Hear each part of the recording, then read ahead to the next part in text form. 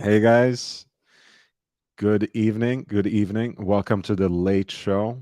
I am your host, Lord Hellespont V, your favorite pseudo intellectual, and I'm joined right at the outset today by my co pilot, Aussie Expat.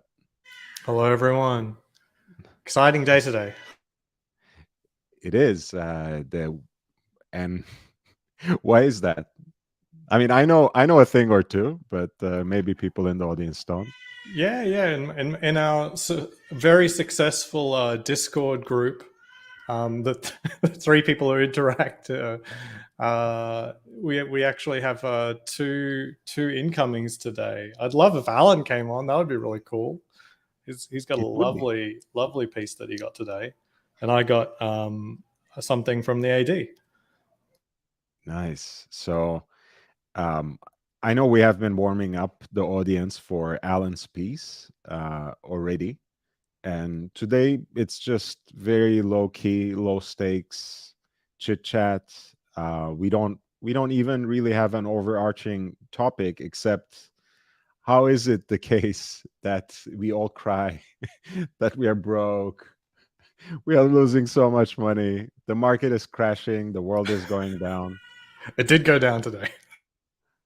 but the new pieces keep coming in, and there is some, some understanding to it, of course, like, getting certain pieces at retail is still king. That still makes sense for a lot of pieces, certainly not all, and Aussie has been quite a stickler for that point as well himself, right? Does it make sense? For example, he keeps saying for himself that I get a precious metal Daytona at retail if I'm offered one. But even then, even in this environment where we can't really see what's going to unfold in the upcoming months, in the upcoming quarters, so to speak, there's still some good deals out there. And if you have been eyeing something, and if you find it at the right price, maybe it can be worth taking the risk. Big Meech, Joe, welcome back to the channel. MLMJ, it's nice to see you again. Junior Johnson, my friend from Michigan, nice to see you. And Patricia Teague, it's been a long break. Patricia, I haven't seen you for a while. Welcome back. So nice to see you again. Messaging matters. Lovely to see you. So you have a piece that you got from the authorized dealer. What else can you tell us about this piece? Yeah, so it's quite bittersweet in a couple of dimensions. So I've been talking to this AD for quite some time. I've never purchased anything from them before. They aren't my usual AD that I have a strong relationship with, but I've been popping in and we were very friendly, and they've actually offered multiple pieces over the last year and a half since I've met them, but I've not accepted any of them, and they have been nice pieces. I just felt that they were pieces that I could get from my regular AD, and I have a certain level of loyalty, and And I'm not. Aussie, just so people get agitated in the audience a little bit, can you share Mm. which places you actually turned down from from this Yeah, dealer yeah, before? yeah. So on my first visit, she offered a Yachtmaster rhodium dial.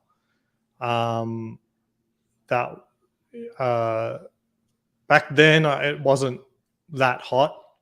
Um, and I like it. I still like it today. Maybe that's my next watch. It's potential. But at the time, I just wasn't really in the frame of mind to buy that watch. And the Yachtmaster is actually a more expensive piece. I think it's like 12,000 retail, and that was even last year before even further price increases. Then on the visit after that, it was sort of after Watches and Wonders of 2021. So Hmm. she offered the Wimbledon dial date just 36, which I didn't really want. Now, through all of this, I never really said what I wanted, so it's so so throwing things out is like, I was just trying to have a relationship without actually trying to push like which thing I actually wanted. Um, and then then I started saying, you know what, the Explorer 2 Polar is something that maybe that's worthwhile getting, because Mhm. I do want it, and it's not a ridiculous piece to get as your first piece, or to ask an AD as a first purchase. Not ridiculous. So It's not unrealistic. It yeah, can happen. yeah. But I mean, in the meantime, she was talking to me about Daytonas and GMTs, you know, which is quite out there. I don't know if she's just talking or she's feeling me out or something like that. But she was offering watches and then talking about such watches, a bit weird. But in the end, by the time I went in again at a certain date, I went in there and they sort of sat us down to, and I started talking, not them. And basically, my wife was now pregnant, and I wanted something for her, that when she had the baby, that she would have something in the following year. So this year, 2022, and because the watch that I bought for myself, Junior's birth year watch, was so outrageous, the Hulk, you know, it's, you know, as far as steel pieces go, that's, you know, it's pretty outrageous. I felt that she needed something that was suitable for a girl, but also equally outrageous. You know what I mean? As in, you know, it had to be a hype piece. Not every watch has to be hype, but in keep, like, she's going to grow up one day, and then Junior's got a much more valuable watch to pick up Sure. eventually than hers. But the OPs had become really hyped, Oh, and I felt that this was something that maybe they could deliver on. It would be a huge stretch, but it's it was also, it had real meaning. And we at that point, started they offered the Explorer 2, but I said no. we started teasing really well. So this is a piece for Mrs. Expat, Yes. and it is supposed to be the birth year watch for your daughter, who came into this world now, I think around 2 months ago, I want to say. She's almost 3 months old now. Yeah, Almost three she's months old. she's Okay. toddler. Yeah. And but Um, the call, so I got the call today, and it was bittersweet, because you know, they had, while my wife was pregnant, and since then having given birth, I hadn't visited the store, but I knew that they were supposed to move location, and this is always like normally trouble for a small AD. The relationship, there's so many ADs out there losing their Rolex relationship, and I saw the new location a couple of weeks ago, and I'm like, oh, this is much nicer. Like, it's a big step up. It's in a much better location, much nicer surrounding shops, very high mhm. end. But yeah, all for naught, because the jewelry store told me that they've lost their relationship with Rolex. Mm. And I thought, man, that's a real friggin' kicker for them, So because is that does that mean that this shipment may well be their last from Rolex? yep, that's what he told me. He said, Oh, so I've got the last shipment, and this one's for you if you want it. So without further ado, oh, wow, oh. the colors are really wrong. Guys, just It's hard, just hard to so you tell. know, this is our lovely cotton candy pink There we go. OP36. You know, actually, I mean, whether the lighting is wrong or not, I kind of like the fact that it doesn't always look hot pink. No, it's not Um, hot pink at all. It's definitely, you know, a candy pink. It's a lot more mm, muted, but it is a nice strong pink. It's still pink. It's just not hot pink. Unlike mm, the outgoing sunburst style mm, OP. So as far as that's pinks a nice go, color. this is very tasteful. I think so. Kind of like a sleeper, if you ask me. You know, with all the hype around the Tiffany blue, Yeah. I think this is Well, really, really the piece. Especially, I mean, look, I love pink. Not everyone yeah. does. Not every man does, I should say. But by and large, this is a great ladies piece. Yeah, yeah. And 36, it's it's unisex size, but I would have to potentially have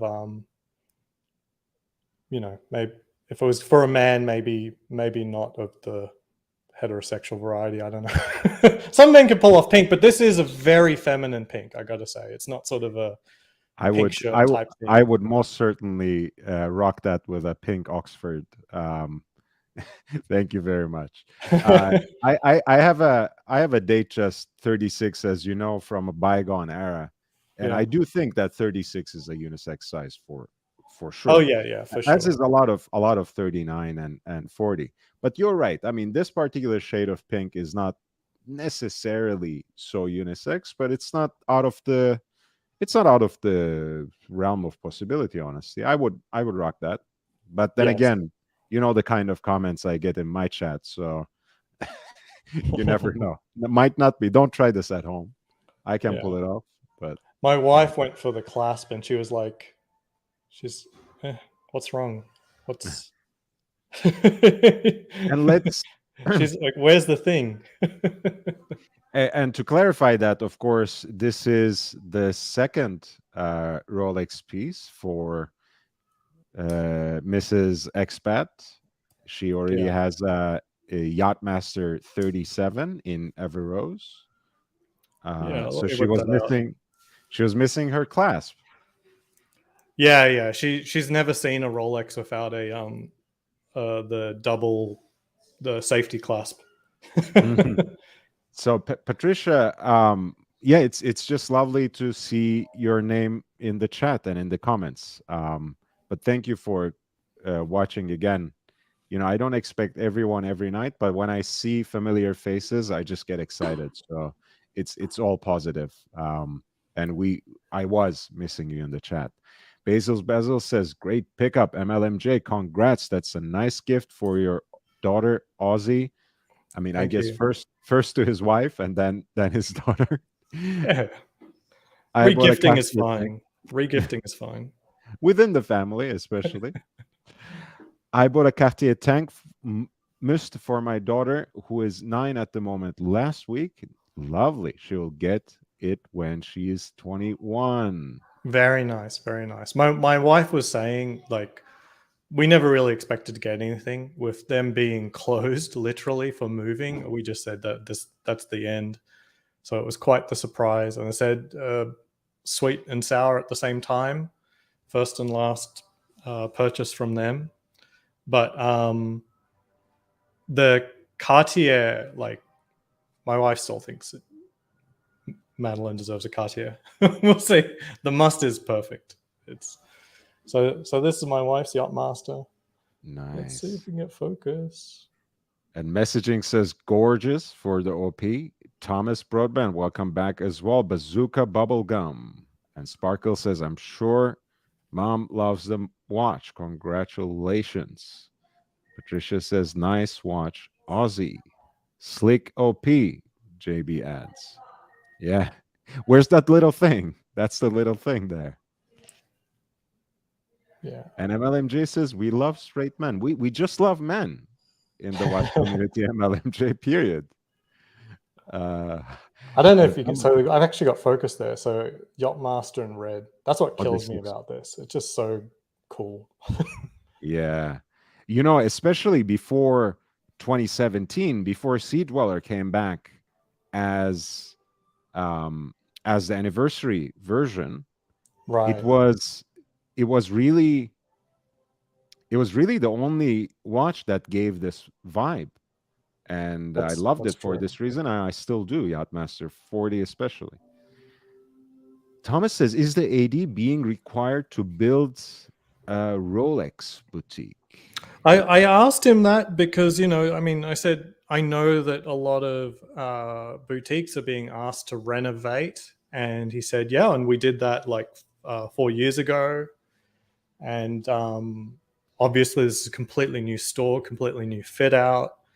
I think I asked, but I didn't ask perhaps precisely enough. but I get the impression that they were doing this renovation and move partially to maintain their AD relationship. But maybe it's miscalculation because in the meantime, they're in a temporary location and also a very nice location, but it is temporary and not permanent, not as beautiful.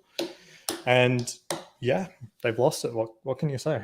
By the way, guys, they were the original don't know about original, but they're the longest running AD here in Las Vegas for Rolex.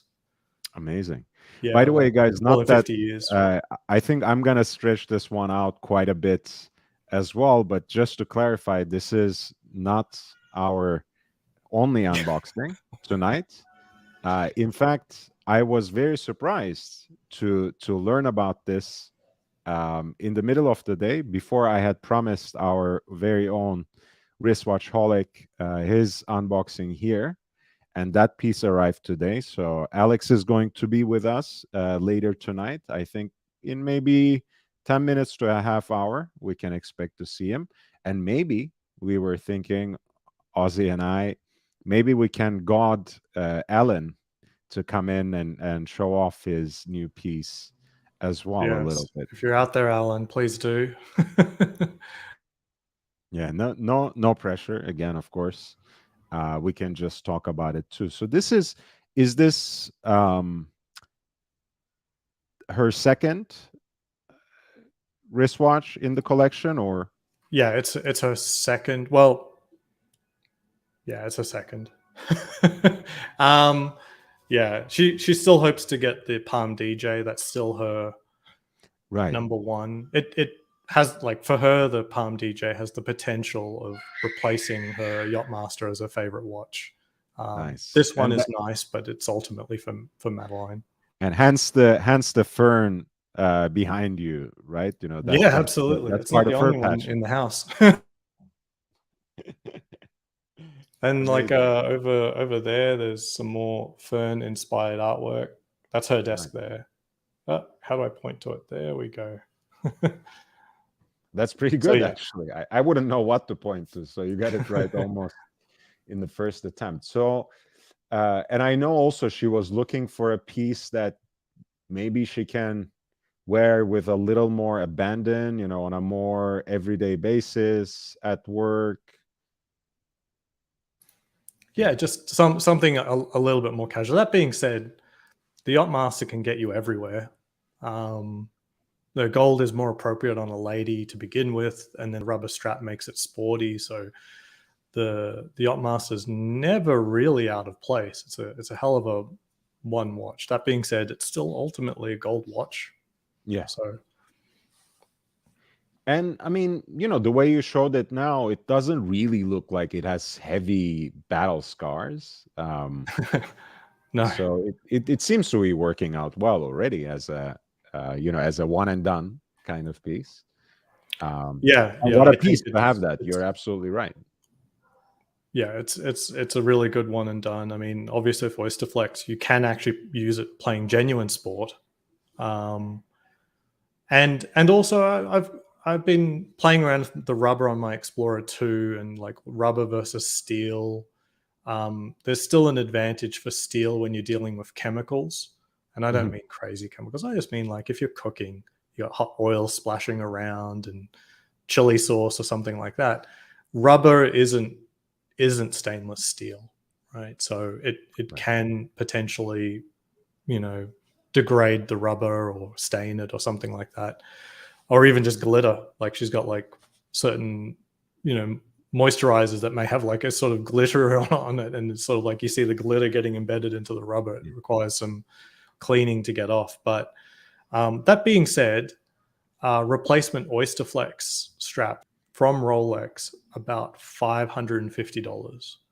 This is nothing to scoff at, but knowing you can just replace the whole bracelet for $500 something is actually, I'm willing to wear that. Ultimately, it's a $24,000 watch to completely replace the bracelet.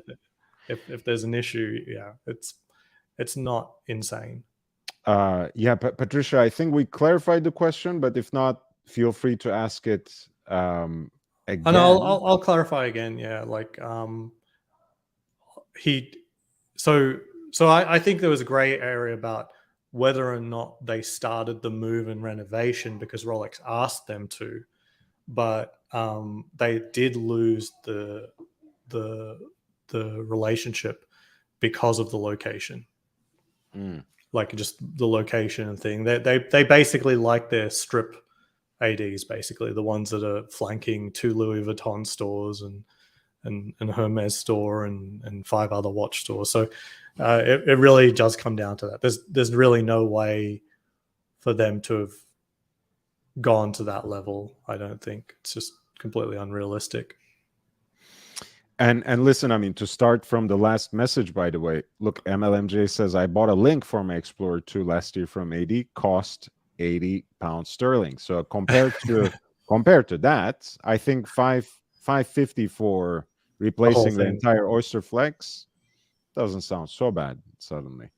Yeah, Wristwatch and Holic. that's also good to know. If you ever purchase an Oysterflex watch, you know how much it'll cost to get fitted. It's going to be about $500 something. And George Varghese, welcome back to the channel, man. Nice to see you. Wristwatch Holic says, I will do Rolex action tonight. Joking, just kidding. Hopefully not. Well, I mean, I think he meant in the sense that he will not turn up, which is Oh, okay. kind of the MO for one of our lovely friends in the community. Okay. And JB says, keep the Oysterflex away from Febreze and anything starch. Good recommendation, Jake Brooks. Do you have an Oysterflex? Like I've tried to look at other people's Oysterflexes and how they age. So I saw a gentleman of the previous generation Yachtmaster. He'd had it for like 6 years. Looked like it was his one and done watch. So and it looked perfect. It's really a good wearing strap. Now, if it does get a lot of wear, like all of the edges obviously start getting more matte and rounded, but as I said, if you really want to look fresh, it's like $500. Obviously, start getting more. And he does. JB has a yellow gold Daytona with a factory diamond dial that is on Oysterflex with the small flawless diamonds. Yeah, wow. It's a beautiful piece, and he does wear it quite often. And maybe we'll drop by later in the show and show it off again. But last time he did, it looked like it hasn't been worn practically, even though he does wear it.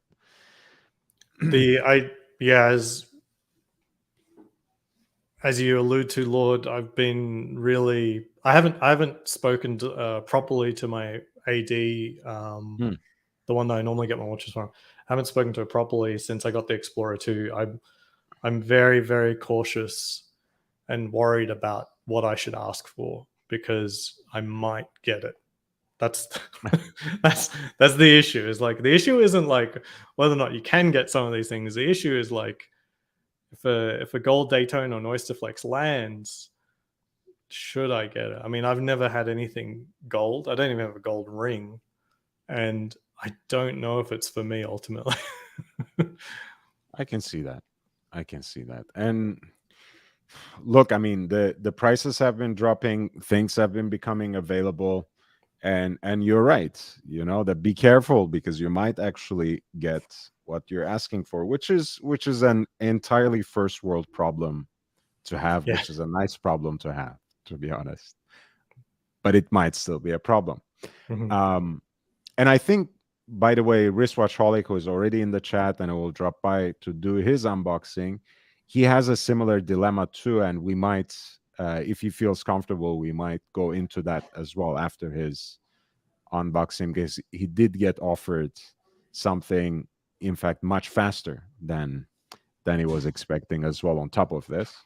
And we'll see what he thinks. And Thomas says, unboxing and a reveal in Los Angeles, frozen ice cream. My ice cream had melted, Thomas. My ice cream had melted, and I'm still not entirely over it. And he says Explorer 1 link, $25, Tournon 2017. And you're not alone on the yellow/rose gold thing. It's a good price. That do Explorer 1 and 2 use the same links? I would imagine it's the same. Wait, is that a real question? Should I break out? I'll break out the two watches because you can judge for yourself. Give me a second. I mean, keep in mind that Thomas's Explorer 1 is, of course, the 39 millimeter version. So there will be a slight difference, of course.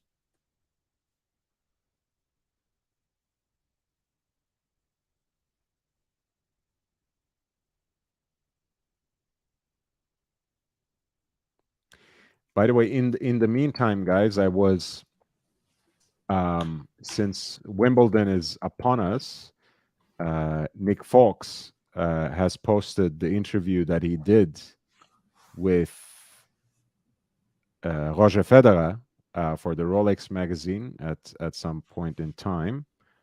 And there was this beautiful turn of phrase that he got out of Federer's mouth, and I think it's really, it's so evocative that it does read like some of the best Rolex marketing copy that I explored in a recent video. So Federer says, "You feel like you are one with the watch, similar to the way I'm one with the tennis racket when I play.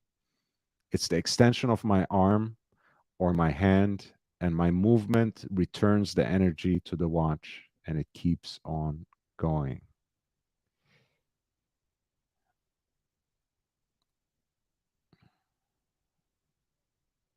Rolex, Fox says Federer is the embodiment of the word perpetual. They, these are two brands that really flatter each other. I think that really fit well with each other. I don't know which one of this Holy Trinity is your favorite. I don't know if you're a Djokovic fan, Nadal fan, or a Federer fan, but hey, I like his excellency.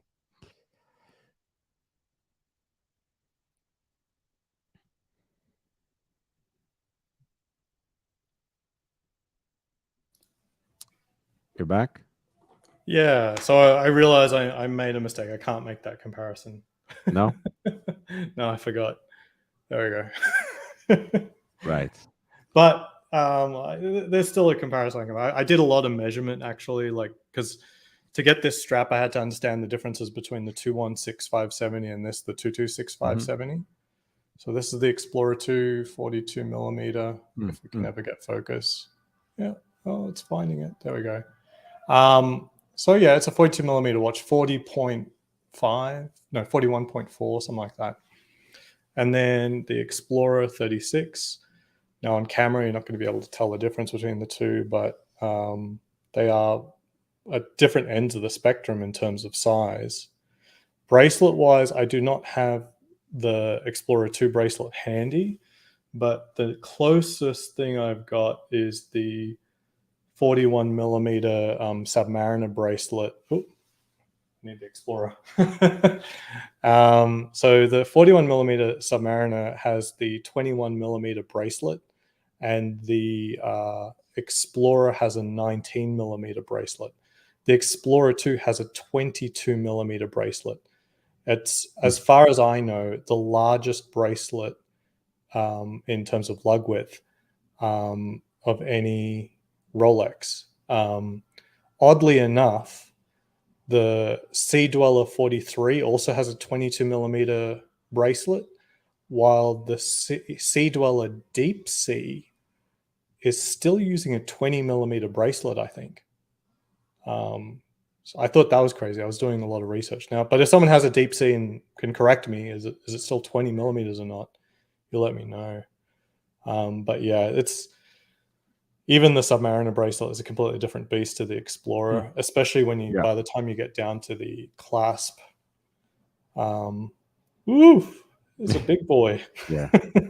Yeah, I mean, look, also we are talking about the classical proportions of the Explorer, right? This is the 36 millimeter, so it's quite a Yeah, bit of comparison. Like Ozzy said, they're almost at the different ends of the spectrum. yeah.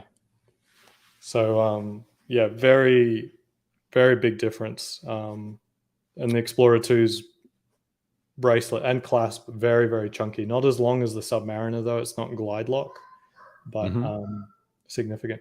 I have enjoyed putting it on the strap, not just for Yeah. look but in feel. I do have a smaller wrist, and lightening it up and having the rubber instead of the steel does make it wear smaller.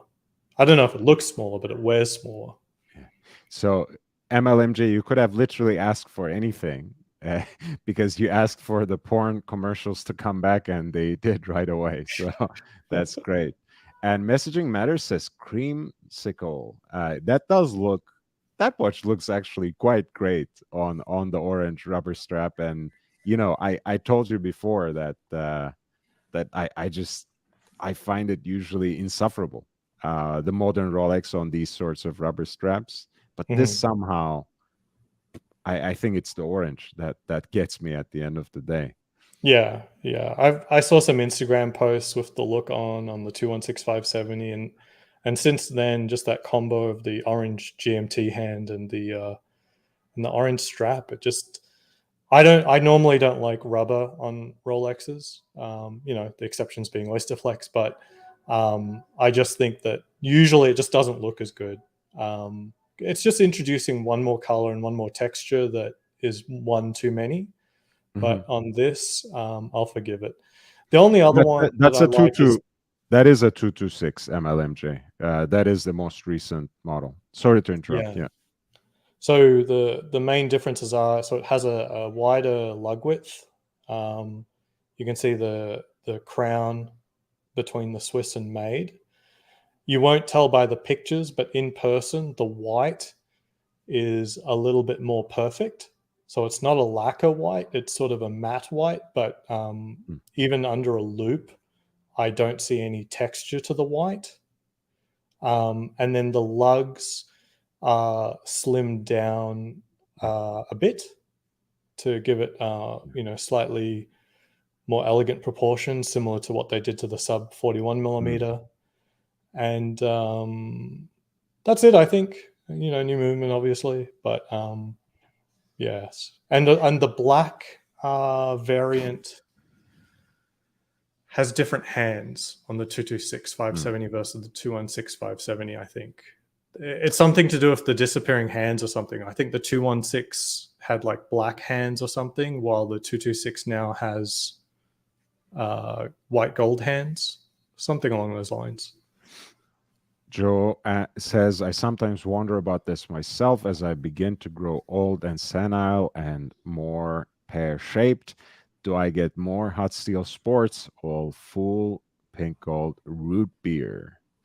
And Thomas asked a question: Rolex Trinova or Trinitova transition, does it truly exist? This is an interesting question. What Thomas is asking is, when Rolex was transitioning into Luminova around the year of 2000 as the luminous material on the dial and the hands, there are pieces that are now in the market you can find with the Swiss T less than 25 dials, which are the tritium dials, but they have luminova on them as luminous material and they still glow.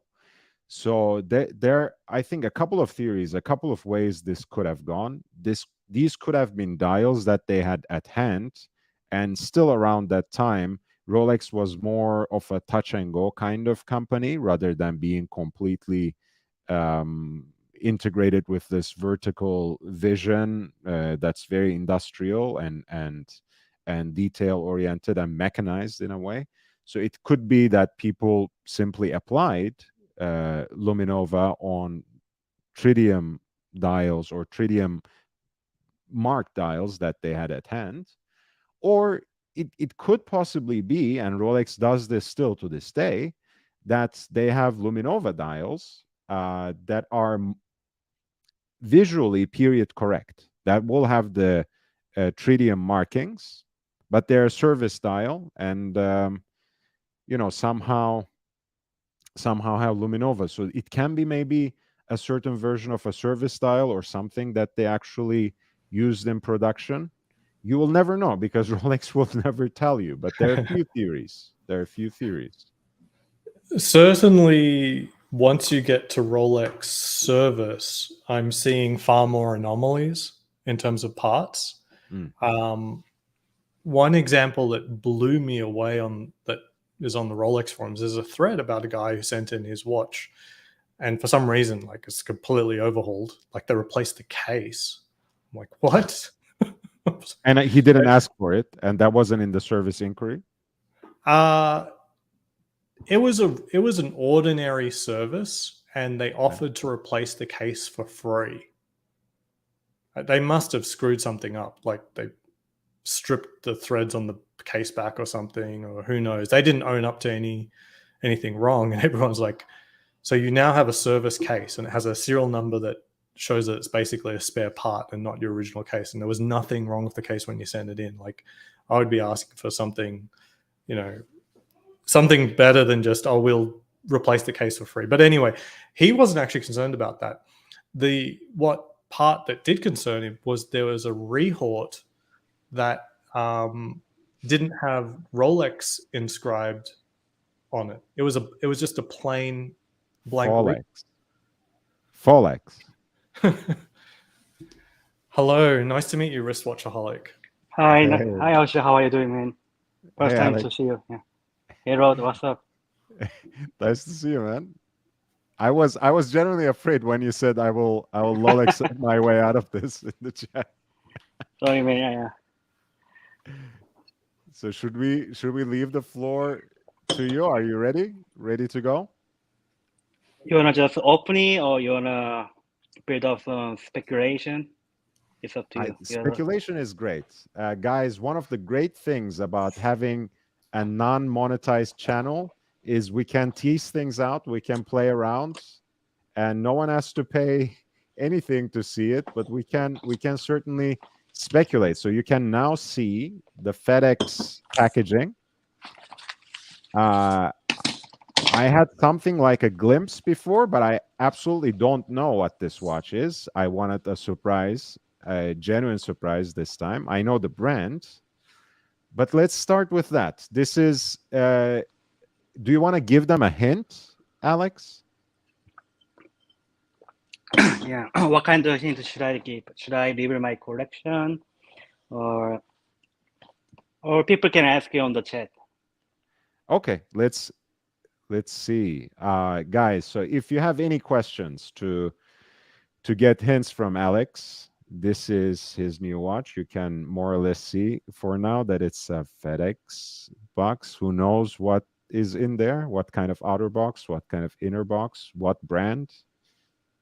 I know the brand, but I'm not going to reveal it yet. So let's ask some questions to Alex about his collection, why he got this watch, perhaps. We can start. In the meantime, let me read some of the chats.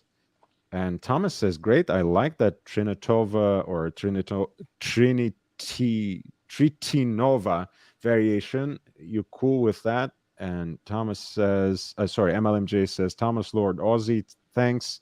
I was meaning to say if the links were same for the 39 millimeter Explorer 1 and 216 Explorer 2. Yeah, for the benefit of people just listening, the 21657 Explorer 2 had a 21 millimeter lug width, and I don't actually know what the 39 millimeter Explorer 1 has, but I would be very surprised if it was anything other than 20 millimeters, and maybe Meech can tell us at some point. MLMJ says, "Is it Squally?"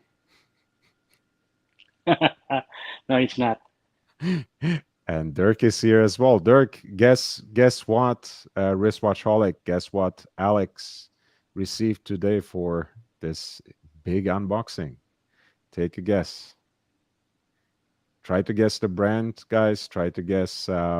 Maybe why don't we start talking a little bit about your collection, Alex, while we are at it. So, Yeah, sure. what do you take me. have currently? Show people. Ooh, the very famous Archie box now. Yeah. The monogram trunk, beautiful. So let's start from this side.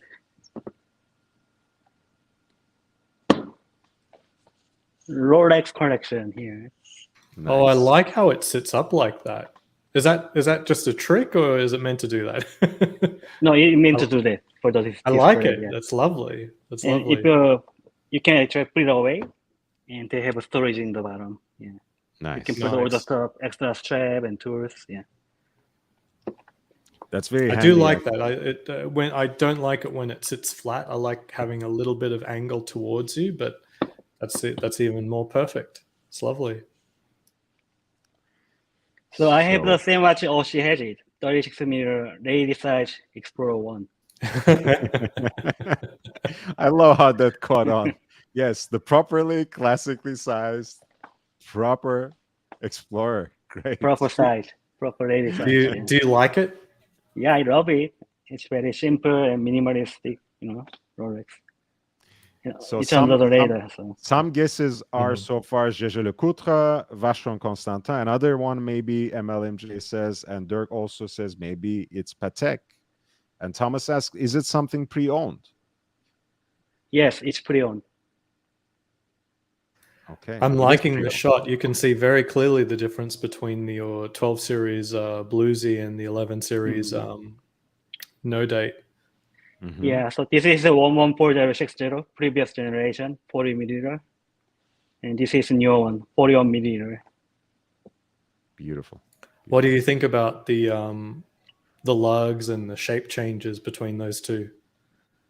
Actually, the new one, the slimmer case, fitting very well on my small 6.5-inch wrist. So I was thinking about originally getting the two-tone root beer. But when I compare root beer and Bluesy in the same time, actually Bluesy fitting better on my wrist because of the slimmer lug and case size. And wider bracelet, a little bit more stable. True, yeah. Okay, let's see what's in other side. All right, so that was the 3-piece combo meal deal, Rolex collection. And this is a non-Rolex collection side. Nice. I love how they have to be defined by not being Rolex. Yeah, I don't want to have more than 50% of it, in my collection for Rolex. So I'm trying to keep the Rolex more than 50%, which is I don't want to own more than 4 pieces. So introduce us to the girls, Alex, please. So this is a Genus El Primero Reviver. And Beautiful. This is a limited edition 150 piece, only available in USA. Blue dial. Only for, yeah.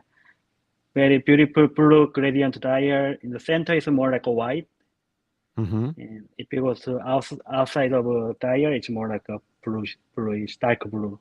You cannot see on the slide, but yeah, it's gradient dial. It's a very unique piece. Very nice. And it has a nice leather stitching on the strap. Nice. It has cold dry effects. So outside is leather, and inner side of the strap is actually rubber. Yeah. Nice.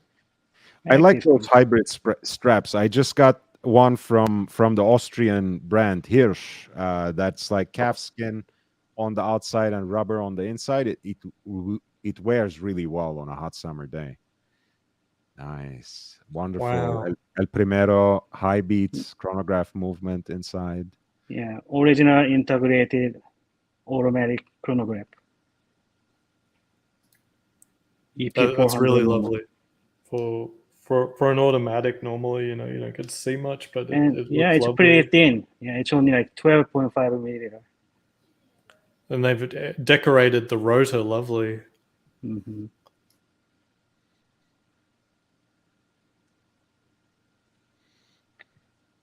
The Geneva stripes on the skeletonized rotor. It's a nice touch. And it has a nice, very nice blue heated column. I don't know if you guys can see it. It's hard Yeah, a to little focus bit. on The it. heat blued screws, Yeah. right? Yeah. Yeah, it's a nice movement. Screw and also column is also blue heated here. So some other guesses. Archive, welcome back to the channel. He says, well, Alan is excited about your bluesy to begin with because he has one. So Archive says, is it a Royal Oak? And Patricia says, I'm thinking a root beer or Pepsi. And Dirk says, no, I think this guy is over Rolex. So he thinks it's not a Rolex, Dirk. All right, next piece, IWC. It's a beautiful IWC Pilot Watch Chronograph 41. So this one has in-house movement. Nice. IWC chronograph 41 with the blue sunburst dial. Wow, I didn't know these had an exhibition case back. Yeah, they just upgraded Cool. last year. Yeah, they increased the water resistance to the 100 meter, and they put the in-house movement with the column chronograph with the display back case. This is now a column wheel chronograph movement, guys. So it's an upgrade on the standard Valjoux 7750 Fair. Of course, the quick change EaseX strap system is nothing to sneeze at. It's very convenient to use, very intuitive. Very nice And piece. that's a nice way to pick up that red on the dial. Yeah, it has a small second here. Yeah, So the petit second and the strap. Nice, very nice, Alex. And this is a high horology Vacheron Constantin. 56 day.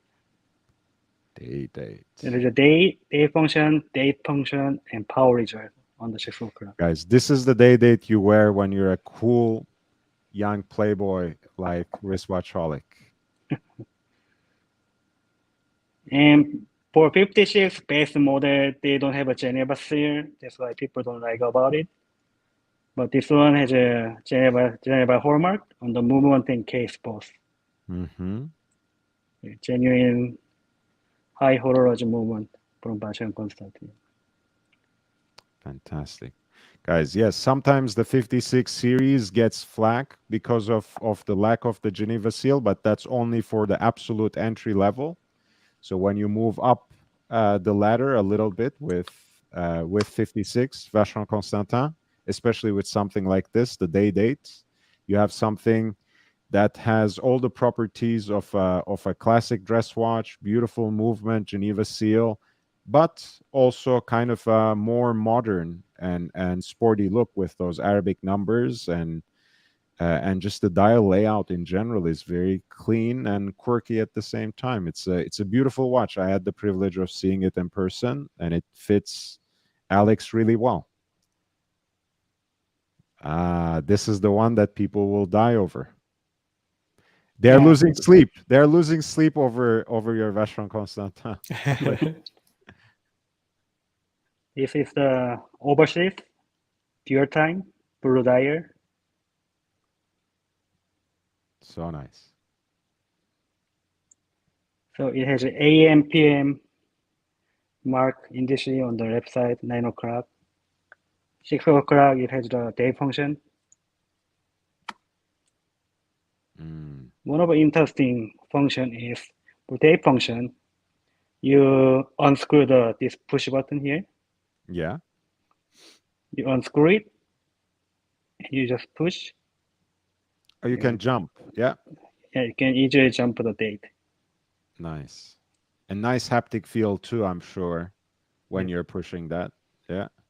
And you screw back to make sure maintain the water resistance on the watch. MLMJ say it has to be a Zero West. That's the only thing that can complete this collection. Ozzy says, who knows? A lot can be appropriate here. Hard to pick. I'm saying Rolex, but if he passed up a root beer, maybe it's still bit him passing on it. Maybe it's back to the root beer. MLMJ is loving your 56. And MLMJ also says, definitely not a Rolex. And it has a jumping hand for the travel time. Yeah. So when you are not traveling, you just like overlap. That. Yeah, that's lovely.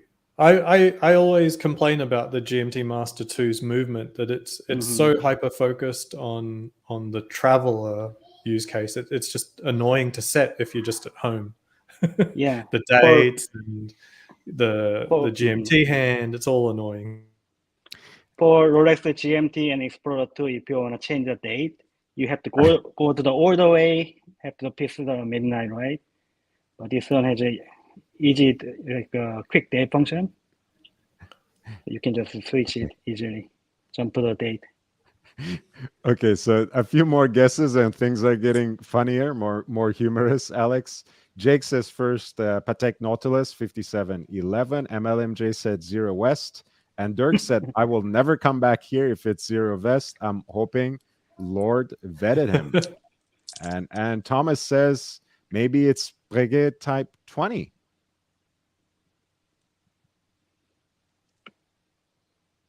I love that rotor. I love that rotor. A beautiful piece, man. That's the center decoration on that rotor is beautiful. Lord, I mean, you've referred to the crosses and Vacheron and Constantin's imagery. I mean, that looks like something that belongs on a church ceiling, to be honest. Yes. And again, like, one of the things about Vacheron Constantin is they are absolutely consistent about their brand image, right? This is a brand that prides itself on being the longest continuously operating watch brand in the history of the world. They have a historique collection that reflects that, where they bring back impressive models from their archive, where they without interrupting and disrupting anything about the design, just proudly presenting them to their current audience. And that is not something I dislike about the brand. I want to repeat and clarify that, Ozzy. It's something that personally keeps me away from owning a piece like this. Otherwise, of course, I think they should be proud of their heritage. And the Maltese cross is their logo. So they should display any iteration and examples of that in their watches. I love, for example, their chronographs and other watches from early 2000s, where they were playing with the idea of a Maltese falcon. So when the lugs were basically like talons, right? So I love that they take challenges like that. I love that they introduce design elements like that. I think that's something to choose a brand for, because it makes them singular, because it makes them different. And also, what I really love about this model, it has a quick change system for the strap, and it comes with a rubber, leather strap, and bracelet, which is very nice touching. I've seen on Instagram someone that had 3 of these watches, and then they used the quick interchange system to link all 3 of the watches together. Also, bracelet has like an extension. Very convenient. Yes, on 3 watches, so you could use it as a belt. Amazing. And Archive says, something's telling me we're all thinking in the wrong lane here. Perhaps he's gotten a reverso. Dirk says, you know what? Actually, I used to have a reverso, Blue Dial. The small Blue Dial Tribute, right? 9031 Tribute. I don't have it anymore, but I used to have it. And Dirk says, something tells me this guy is not a Richard Mille guy either. Overseas for the win, JB says. It's a G-Shock MTG limited edition multicolor Rainbow Mountain MTG B2000 XMG 1AJR, Aussie Expat says. Jacob & Co. dual time. Wristwatcher Holic, what do you think about Casios? It's okay. It's all right. The tour watch. I mean, Do you own any? no, I don't. Fair enough. I misread you then. The multicolor rainbow MTG limited edition is not in your alley, I'm guessing. Yeah, I'm a type of a person. My occupation is like office setting, so I don't work in the outdoor. Mhm. That could be the hint what I got. And I think people, audience can guess it what I'm missing in my collection. Actually, they see Ooh. everything. Are there any Alright, hints guys. that aren't in the box? Any hints? Yeah, hint is what I'm missing. Uh-huh. So Alan Gildo, Green Seamaster is my guess. And how hard are Okay. those to get, Alan? Okay, I'll give you guys hint. I don't have solid gold watch in my current collection right now. Mm.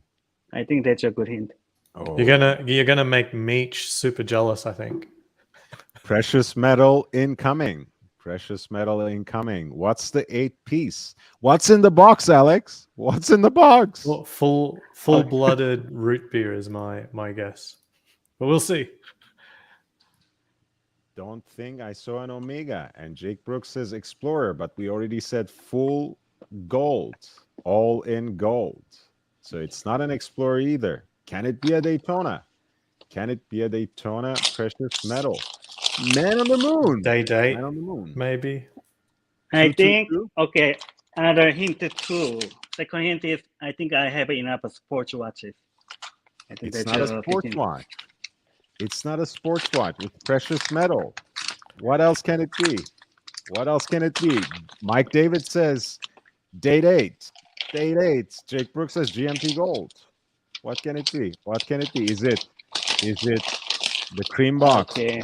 The cream outer box. I think the cream outer box is coming, and that's a sign of Rolex Rolex. with a big box, which is Big precious metal. box, Rolex.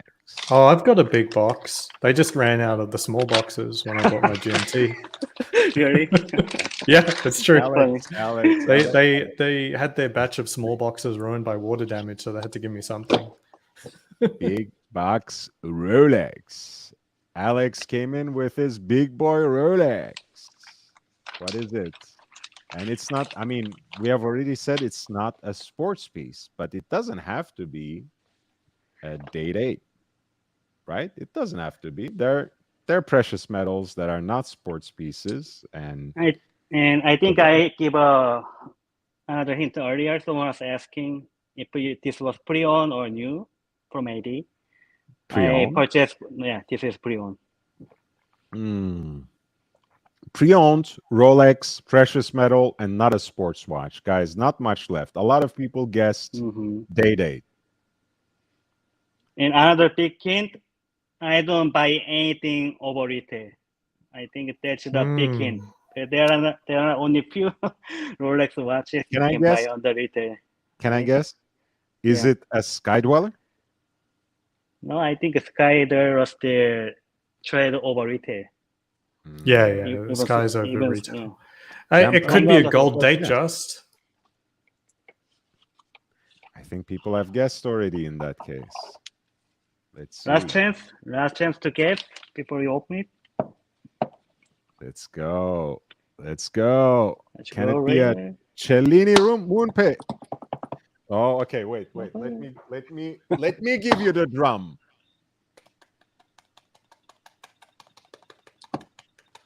Woo! Cellini. Cellini time. White dial. White tire. Is that white gold? No, this is rose gold. Rose gold. Beautiful. Cool. Yeah, I like it. I like it a lot. This one I purchased way under retail. I think this is one of a few Rolex you can purchase pre-owned under the MSRP. Nice. And that's like a patent So there's sticker in the back. patent leather, right? It's like a very glossy leather strap. Nice. Yeah. And You know black. what's interesting about the solid gold Rolex? Yes. Tell me. Their crown is properly aligned. The 6 o'clock. Yeah. Yeah, No, come on. That's for not those real, of is you it? No, it's real. those Yeah. it is real. For those of you who have OCD, you have to pay up. You have to pay the piper. Pay the piper. Get a precious metal No, Rolex. I don't. Really? It It is. is, yeah. If you check out any modern solid gold like Sky Dweller or Day their screw down crown is always aligned to 6 o'clock. Put me on camera. Put me on camera. Okay, wait. So this is the Is Yachty. it or is it not? Yachty 37. Come on, focus. That's not aligned. That's not aligned. And that's tight. And it would have to be tighter to get it to. So it'd have to go this way. So it'd have to get tighter to get it to. But maybe it's the professional watches that don't get this treatment. Yeah. Well, I mean, I never cared. A dressier watch, so hopefully you are not devastated, Aussie. I never cared, but no, I've never cared. I noticed my Explorer 2 does line up perfectly. That surprised me. Nice. But it's just luck. Alex has been looking for a pure dress piece for quite some time. And like you saw, his collection was all stainless steel, but the two-tone blue Z, of course. And I think this is a beautiful addition to the collection. The Cellini. Nice. I used to have a very similar watch, which is a Calatrava 5227R. Exactly same size, 39 millimeter. Load to lug is about the same, 46. The only thing I didn't like about the Calatrava, it has a day function. Mm-hmm. And for you, it's more of a detriment than a function, right? You hate it. Yeah, for those kind of solid gold dress watch, I only wear the occasional, special situation, like only a couple times in a month, and it was really pain in the ass. Have to set up the date every time when I wear it. So, seeing this on you here, wristwatch Holic, I 100% agree with you. I like the look of this over a Calatrava. I'll take this. And dial is very clean, and price is only half of with Calatrava. Really? It's not half of a Calatrava in my book. Other people can think differently. Yeah, I mean, for Calatrava, when I purchased it last year, it was $24K. JJ says, looking good, Alex. Gentlemen's Hangout. Gentlemen's Hangout podcast, guys. Looking good. How do these hold up? I know these do not have the water resistance of the rest of the Rolex lineup, but are these as fragile as all of those? So this one is like I think, which one, Calatrava or Cellini? Yeah, the Cellini. Is this a Rolex in its durability as well? So this watch has like a 60-meter water resistance, and also it has a screw down crown. So I think you can still wear it when you wash your hand, or even you jump in the swimming pool. I think the watch will be fine, but strap will be ruined. That's the problem. Nice. I think this is a nice piece. Very clean. It's lovely. And this is actually second generation. So first one came out in 2016. It has a different type of dial. So actually, the old one, first generation, for the 12, 3, 6, and 9 o'clock, they have Roman Englishes. And after 2 years, I think they changed it to a Parton hour English in 2016 or 18. Yeah. So I like this one better, more clean look, more symmetry. So this isn't your first precious metal watch? My second. I used to have a Calatrava 5227.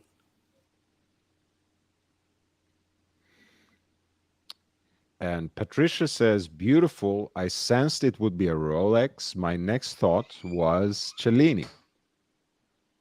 Oh, she got it. So you filled up your watch box. Correct. Is this the final watch? Is this it, or what's your thought process on this one? So yeah, reason I got this one because I want to add a precious metal, solid gold dress watch in my collection. And as I mentioned earlier, I want to fill up Rolex up to 50% out of 8 watches.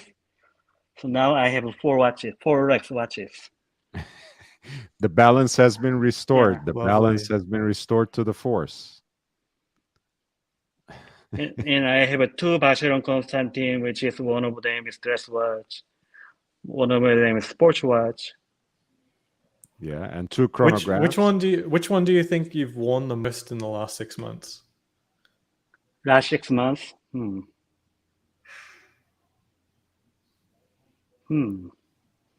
think it was root beer. Oh, you sold a root beer? No, which one I sold it? No, That's your question. which one you've worn last Which 6 one months the most? Oh, which one must? Actually, I have a rotation. I'm kind of OCD. So I have a set up schedule. So on weekdays, I wear 4 watches: Vacheron Constantin, IWC, Genus, and date because they have a day function or day function or date function. That's why I wore these watches. So every other weekend I wore 2 of them, and following weekdays I wear another 2 watches. And those 2 is my weekend watches. I rotate every other weekend. And JB So, says, by the way, killer collection. Thank you. So I equally wear everything. But I rotate my schedule to wear. I tried to do something like that, but it didn't work for me. These days, I just select one and wear it until I have an itch to wear something different, huh? Yeah. Like, and weekend. I was doing the weekday versus weekend thing, and I stopped doing that. All right, now, Alex, we are facing an important moment there. Please turn the camera to your face for a little bit. We need to talk. So the box is full, like Ozzy said. The box is full, but the urge, the drive, the desire to hoard and possess, it doesn't end. It doesn't end. Actually, I have a big problem because I got the call from one of the boutique today. Okay. It's actually Tudor boutique in LA, and I went there last Sunday, and I was looking for Black Bay Pro. And they have a display model, and I tried it on. Actually, I like it. It's 39 millimeter, really good size. And many people worry about thickness, but actually it doesn't look very thick. Because I think the thickness includes also crystal. So if you don't think about the crystal, it's only like around 30 millimeter, 30 millimeter, I think. So it also fitting by very well on my small wrist. Can I show them pictures? Yeah, sure. Of so I put myself on the wait list, and I didn't expect they're gonna call me this soon. They called me 2 days later. I put myself on the wait list. Be careful what you ask for. So did you pull the trigger? No, not yet. I told them I'm gonna pick it up tomorrow. But if I don't want, I can cancel anytime. Okay. And which one did they offer you? Because Black Bay Pro, yeah, on the bracelet. Yeah. On bracelet. Okay, that's been hard to get. There's been a lot of people who are very desperate to get their hands on that watch, and they'll settle for the NATO or the hybrid strap. But the cost of getting the bracelet is $1,200 from RSC. It's very expensive to make up for if you don't get it outright. Even the gray prices aren't cheap enough on the NATO to make up for the cost of the bracelet. Yeah, the place I went to is actually to the boutique, not the AD. That's why they have a direct supply from the Swiss. Wow, that's gorgeous. Yeah. I was saying the other day, Mhm. I just got the Explorer 2. I actually think this is a cooler watch, but if I'm going to burn favors with the AD, I'd rather burn it on Rolex. Eventually, maybe in 2 years, this will become more available, but it's really cool. Congratulations on getting the offer. Whether you pull the trigger or not and break your box, I don't know.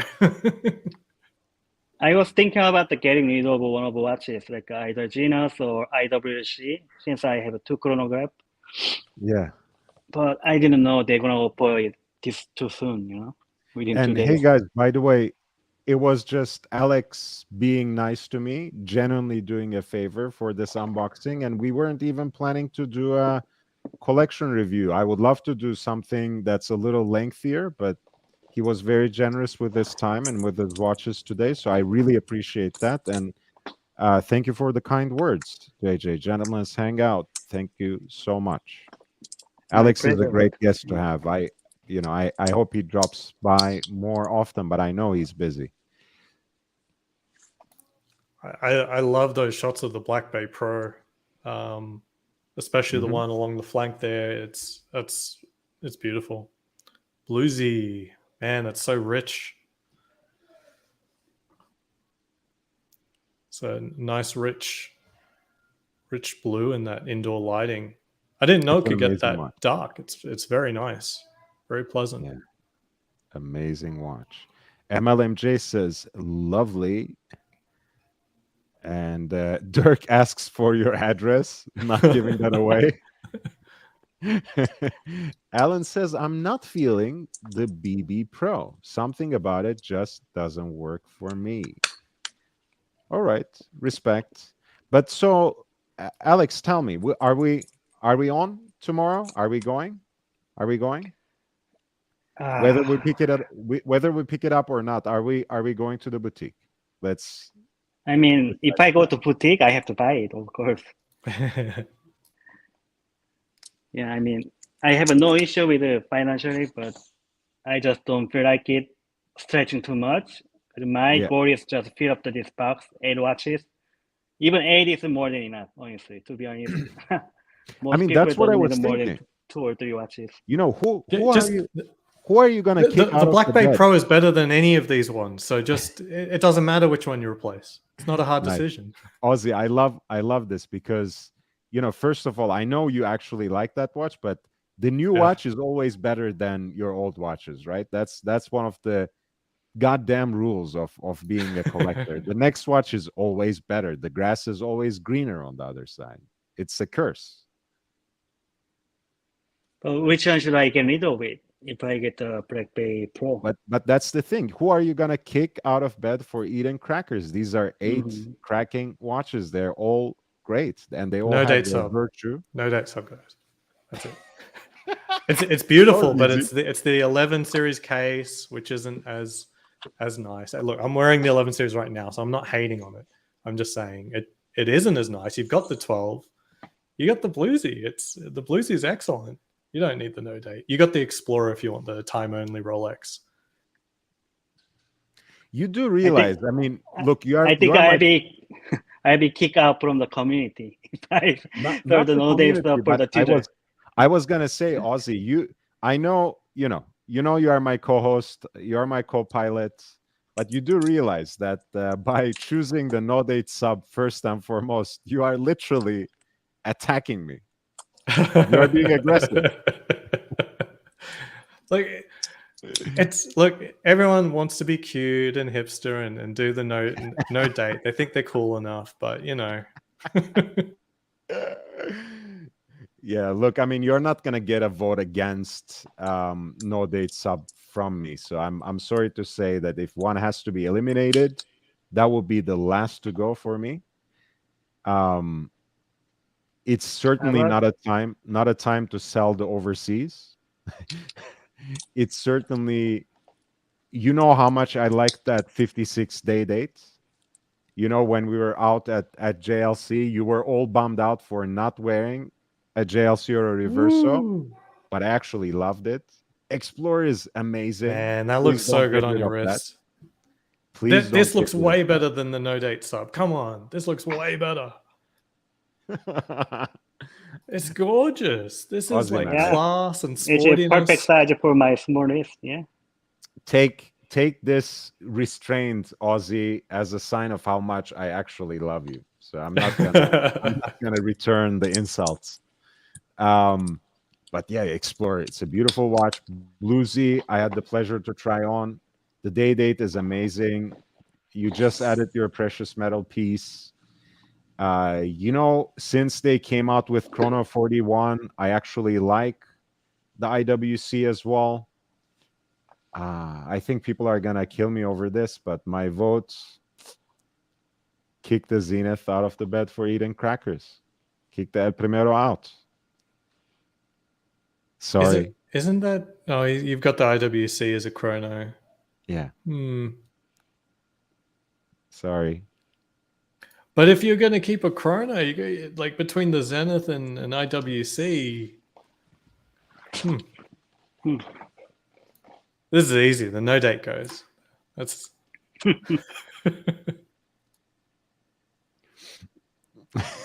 I think I'm gonna replace the Rolex with the other Rolex. Okay. Hey, so it's a Tudor. It's also made by Rolex. It still counts. It's like You don't get a trading. you don't get a Tudor if you want a Rolex. You know that whole thing, but a Tudor is still literally. It's the It's same like company. trading your Porsche for the Honda, right? Or Toyota. So let's start with this first poll. Should Alex get Black Bay? Let's go, guys. Yes or no? Should Alex get the Chuda Black Bay Pro?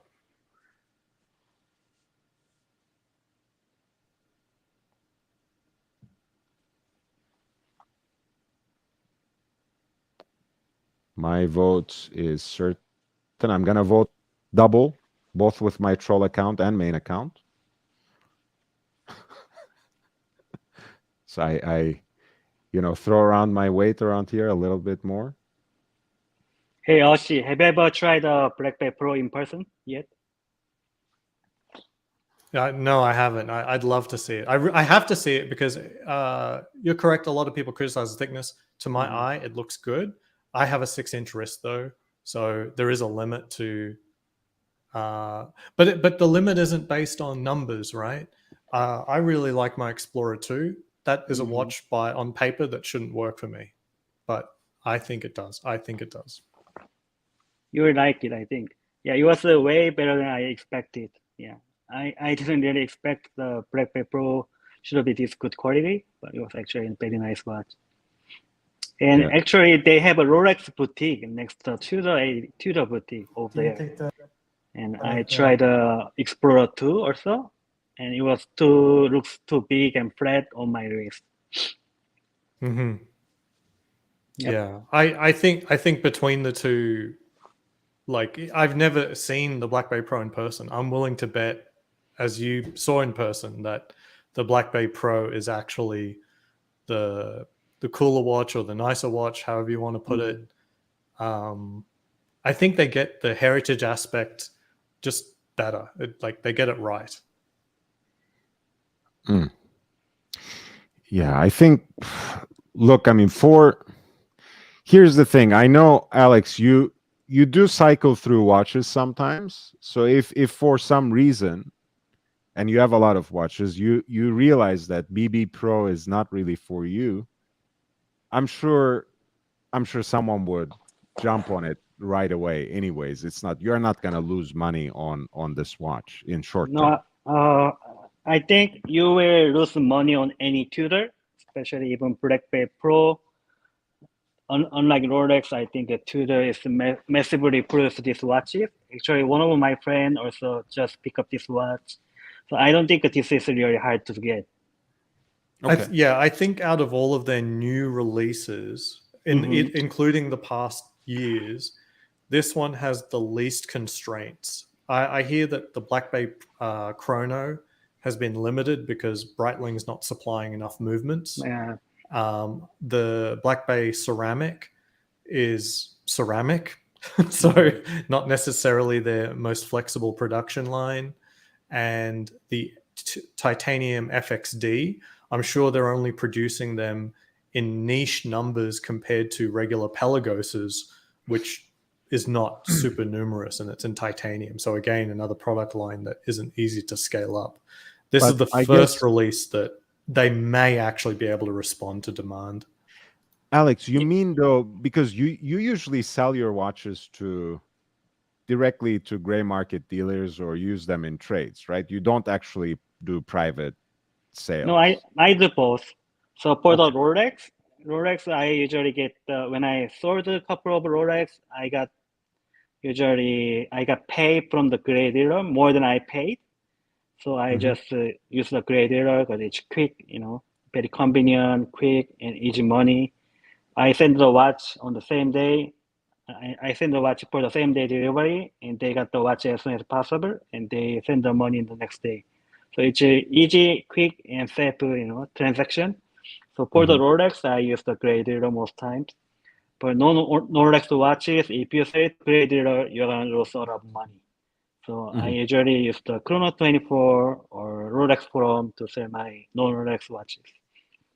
What do you say the premium is? So you see their offer price, let's say Black Bay Pro is 5,000. I don't know if it is, with No, bracelet, maybe it's I that. think a But Black Bay Pro is traded around 4,600 to 4,900.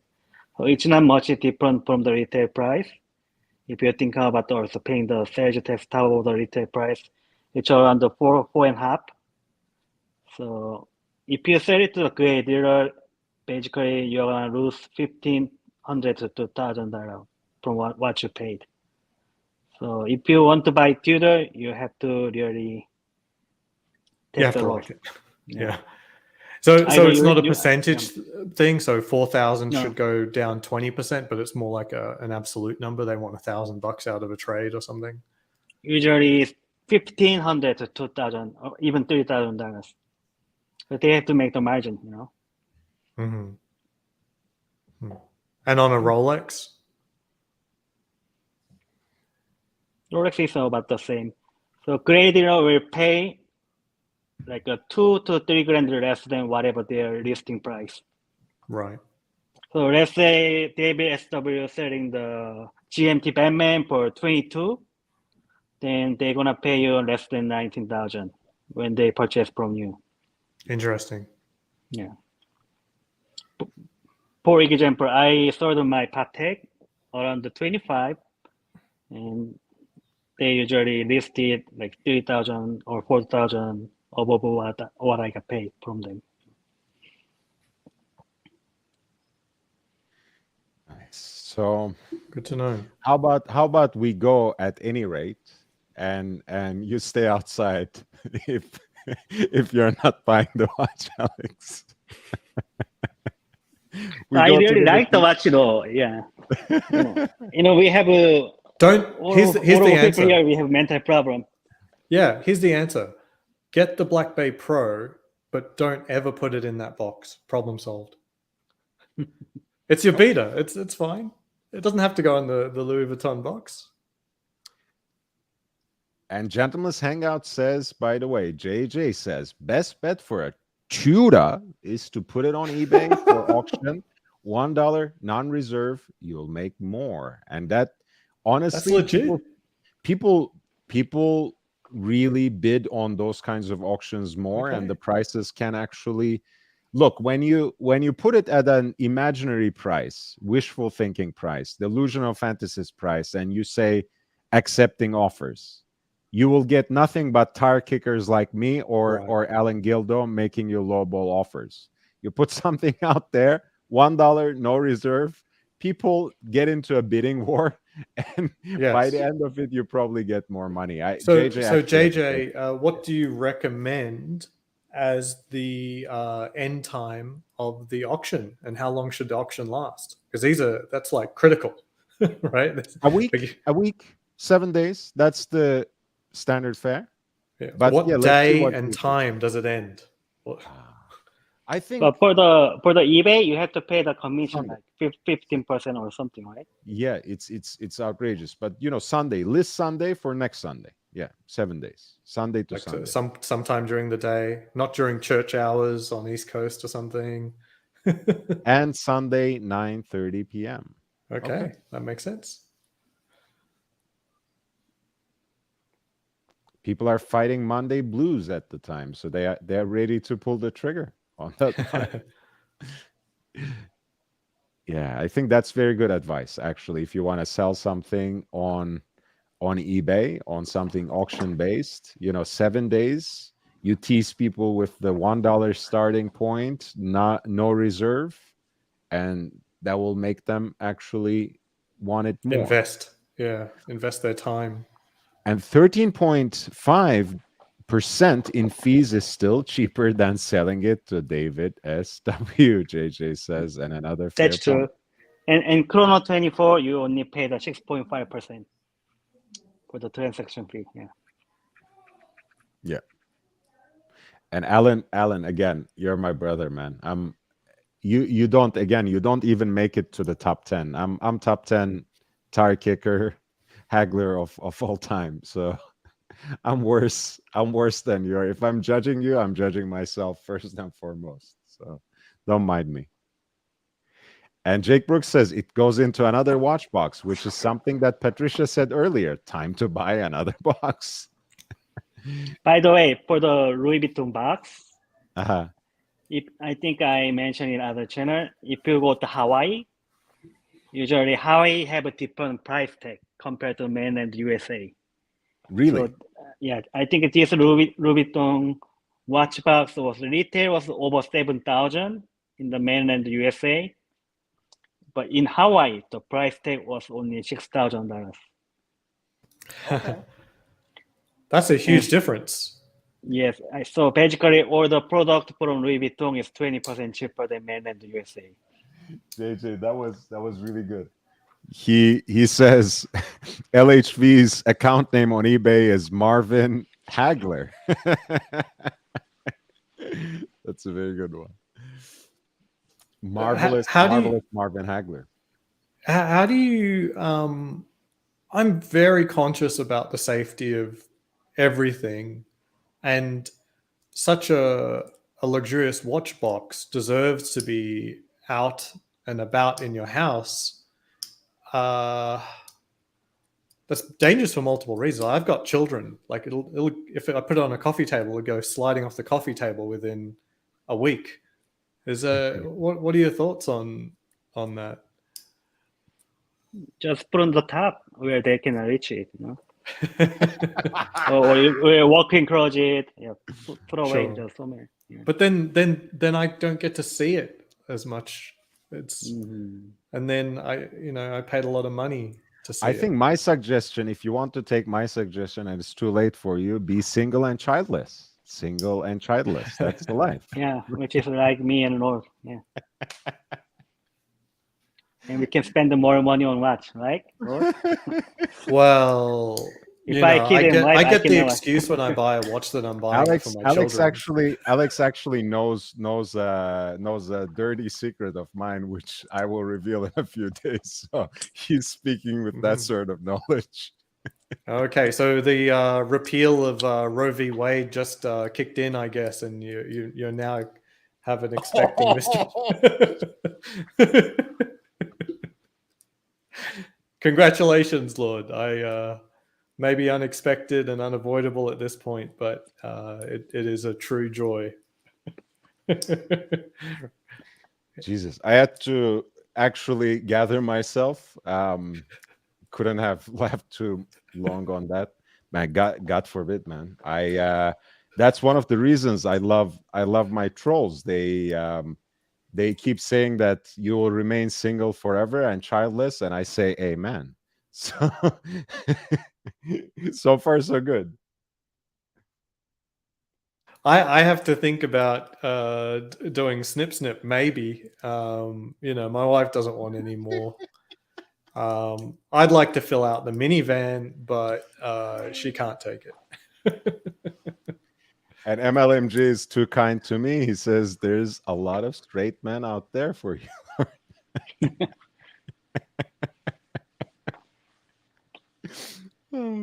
I like that emoji. Can we bring that? Is that like the 50th emoji that involves kissing and love? It's Yeah, it's the one. I like it better because it's like pursed lips, but no blushing. It's like it's much more playful. Nice. And Patricia says sales tax in Hawaii is lower too.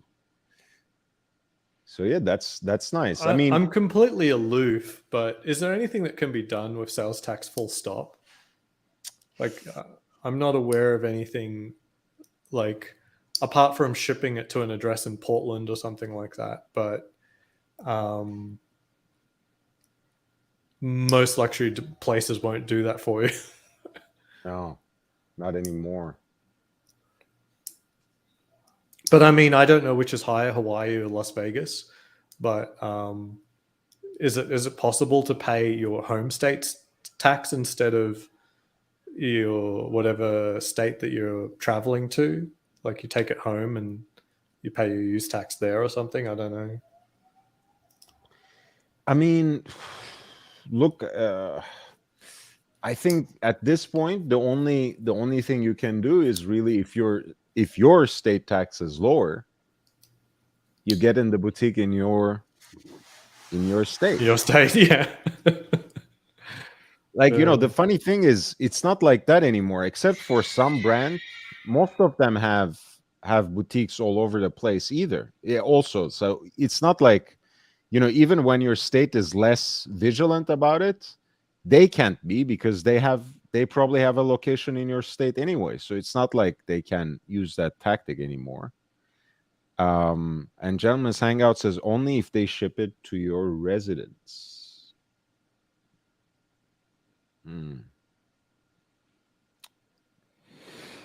I mean, in certain brands, for example, I think Louis Vuitton might be like this too, but Goyard, certainly. Goyard is cheaper in France.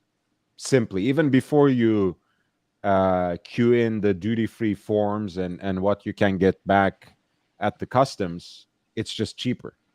Louis Vuitton might be a little cheaper in France as well. But Goyard is significantly cheaper. Like you end up saving about 20% if you get them in France. When everything is figured in.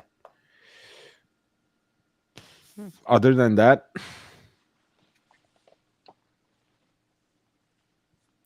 and Patricia says you can have it shipped to your home state if it's lower. Okay, so you can at least do that. Unfortunately, the only states that I frequent are Washington State and Nevada, and their sales taxes are very, very similar.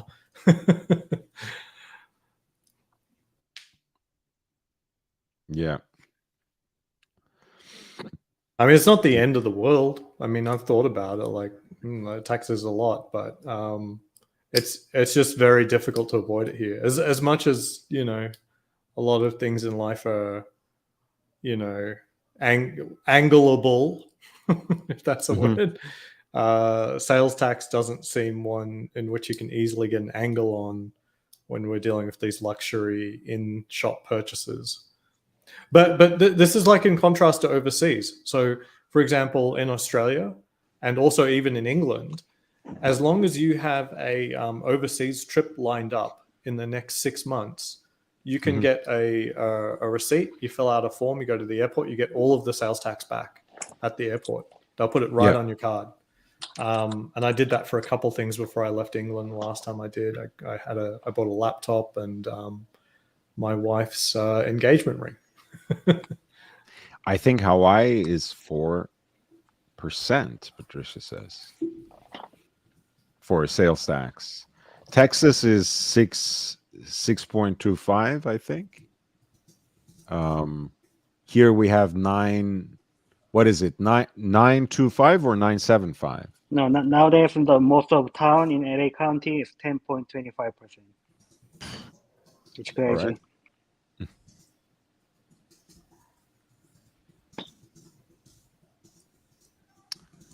Yeah.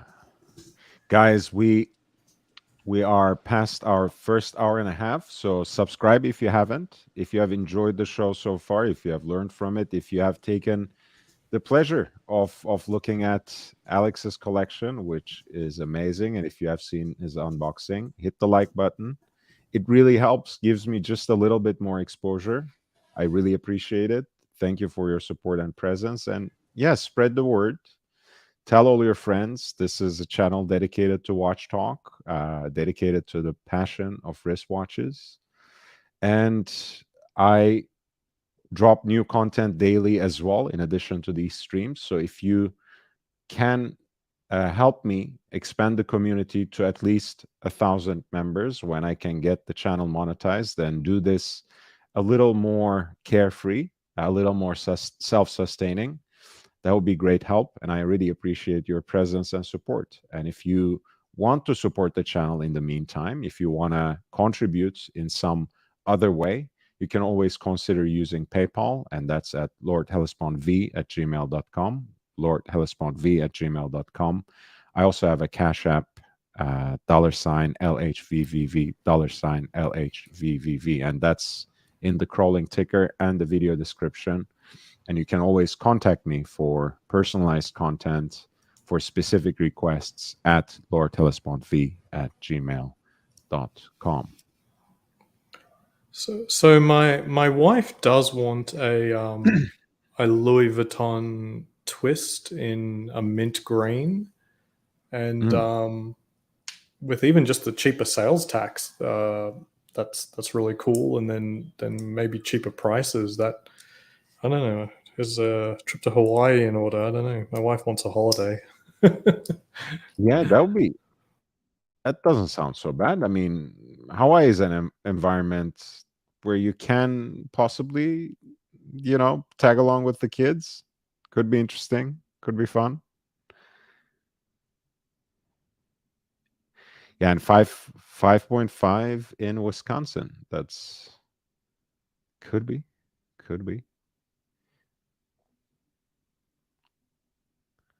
Hmm. Yeah. Nice. We couldn't lure Alan in, I don't think. He's not gonna show off his new piece. Oh, but we have another high roller, another heavy hitter. JB, friend of the channel. Lord, how's it going? Can you hear me? Yes, sir. How are you? Really good. Thanks for sharing that collection. That was awesome. I've Yeah, got a thank you, ladies' Alex. piece. Aussie expat was showing off his wife's Nice, items. nice to meet you finally. By the way, Yeah. I love your insight. You've got obviously access to pieces and are able to comment on them accurately. So we've got a bit of a different kind of unboxing. Mm.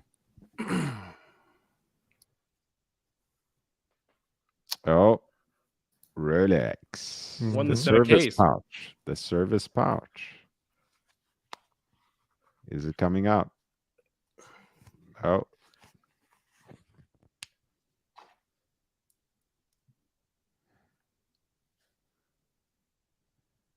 Let's see if we this can get a is good picture of it. Hang on. this is Here like we a go. 26, right? 26 millimeter. Let me see if I can get a good shot of it. Baguettes. It has the regular markers. Okay. Let me see.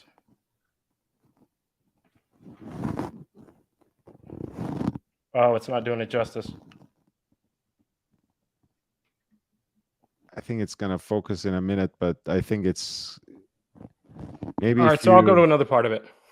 So not too much jingly jangly. This is tiny though. Yeah, I know, but it's nice for Nice a and lady's smooth here, piece. across here. Let me see if I. This is better. Yeah. Party. It's like a silver dial with Silver the snip dial. markers. Yep. I think the color is. I mean, but this guy maybe.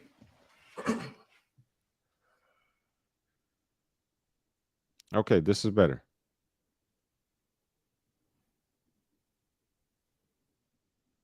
Yes. Okay. 26 mil, and my wife wears an Apple Watch almost primarily. So I almost have to beg her to wear it out. She doesn't want to. Well, that kind of sucks. Yep.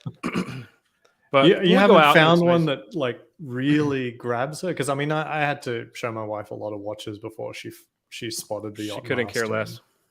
less. Okay. It's Dirk. What's up, buddy? Hey, Jake. Yep. The punters know each other. They know each other. All right. So here's my trifecta that I rotate. You guys ready? I've got a little 3-piece. Combo meal deal. Very cool.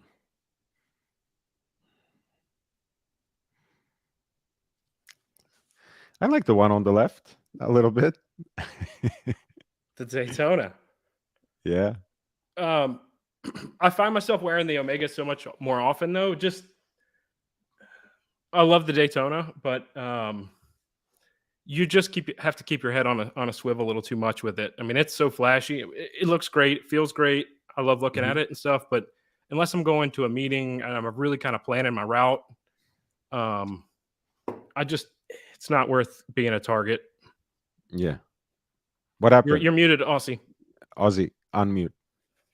Yeah, I get what you mean. Like you want to wear it to specific situations, and you don't want to be caught doing things other than that while you've got it on. Like I've had the same experience with my my Panda Daytona, where I ended up having to do an errand after something very specific, and I'm like, I'm wearing a t-shirt. I can't roll down the sleeve. I'm like, feel very exposed. That's gorgeous. I mean, look, people will say what they may about diamonds on a dial, but I think this just looks amazing. Yeah, it's gorgeous. Yep. On the inside here, you've got these little channels that come in, okay, and creates a little bit of an air pocket that also kind of snugs it against the that you've got a little air pocket there. Yeah. And where I live, it's really hot. So that air pocket just keeps it from that portion from sweating. It's crazy. Yeah, my wife mentioned that immediately. She was wearing the Yacht Master when we picked up the Oyster Perpetual today, and she said immediately that the OP feels hotter on her wrist compared to the Yacht Master, just simply because of those channels that they figured out. But yeah, if it was my choice and security wasn't an issue, I would have this on all the time, and I already do. I mean, I wear this almost every other day, but I'm very, very conscious when I'm going to the grocery store. There's no reason to be flashing it. I mean, but you can still enjoy it. Yeah, lovely. Oh, okay, guys. I think I have to go to the bed soon. Thank you so much for sharing, Mr. JB. We'll talk next time, maybe. Awesome collection. Yeah. And I might see you tomorrow. Tomorrow, Alex. Sleep on it. I'll let you know about the tutor. Don't lose sleep over it. Sleep on it, and maybe I'll see you tomorrow. Right? Yeah, okay. Have a nice night, guys. I'll see you and Rod and Jody. Take care. Take care. Cheers. Man, I was so tempted to say I'll buy the Back Brake Pro. Very, very tempted.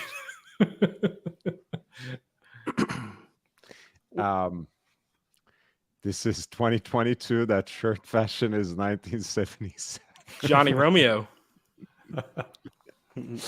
Talon's not selling, Lord. What's the third watch? People are asking because you have the Omega Aquaterra. Aquaterra. This watch is awesome because it lights up like a Christmas tree at night. This is an underrated one. I mean, see if I can get a good focus on it. It looks great. That white dial with those indices and then the orange. It's gorgeous. Looks good. There you go. Yeah. Yeah, this is an awesome watch. Very thin on the sides. One thing that you'll note on this, real thin here. But I do see that this one has you sweat a little bit more on it. You can kind of feel it. Third watch is a Tissot. It has the Powermatic 80 movement, the same one probably in the PRX, like the ETA movement that they modify. And it's a day date. And since Aussie Expat was giving me a hard time about the jewelry, Did I? You can always have one piece on the other side. This I remember giving you a hard time. Anyway, since Patricia asked, I'm buttoning up. Look, guys, sorry to steal your thunder. JD, look. So this one's kind of funny on the Tissot. Oh yeah, look very proper, Lord. Okay, good. This is kind of funny on the back of this. So this is a sub. This is probably a $300 watch, but they try and make a movement that's like laser engraved that has the and the case back, but it's got an open case back, so it's kind of cool for a kid that has maybe wants to start their collection and get an automatic movement. 80-hour power reserve here, date function, day function, so Tuesday. It is nice having that larger power reserve when you've got those complications on it. Exactly. And if you're picking up, like say that you're doing something in the garage that you want to quickly have, or that you'll be active that day. I mean, this it's a fun one to wear. And it's got a really nice finish on it for $300. This one gets dinged up. It's not that big of a deal. Wow, really? 300? Did you say? $300. Wow. With the Powermatic 80-hour power reserve. Wow. Because I mean, isn't like the PRX like 560 or something? PRX is that's like 600. Yeah. PRX 650 list price. And this is like half the price. But you can get it for cheaper. I mean, you can get it for cheaper. Its list price is 500. So list price is a little less than PRX. But anyway, the Swatch Group's secret weapon, guys, that Powermatic 80, I think is a great automatic movement at this price point. That there you go. It's a little better now. Is that better? Yeah. I don't know why the focus on this sucks so bad. Oh, webcams are just terrible at this kind of thing. Yeah. Good. I don't know. Actually, I have a better idea about shirt buttons. I think I will come all buttoned up next time, and I will do one off for each $25 PayPal contribution. I think that will be my standard fare from now on. So that's quite the varied collection. Like I think you're stepping up in price in order of magnitude each time. Like it's like from the Tissot up to the Aquaterra, it's like a 15x difference, and then from there it's another 10x difference up to the Daytona. That's what I like. And it's for different occasions as well. So, and then the black G-Shock, this one is probably 25% of the time also. Oh, you got to replace that with the one that isn't the black on black. I've got that one too. I thought it would be cool. It's so illegible. So I think it's all right. It's got the gray.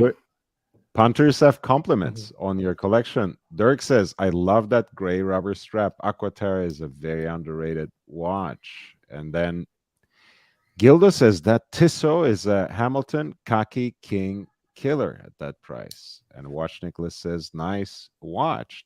Punters know each other, and Watch Nicholas knows the punters. Welcome back to the channel, Watch. Big dub. Nice to see you.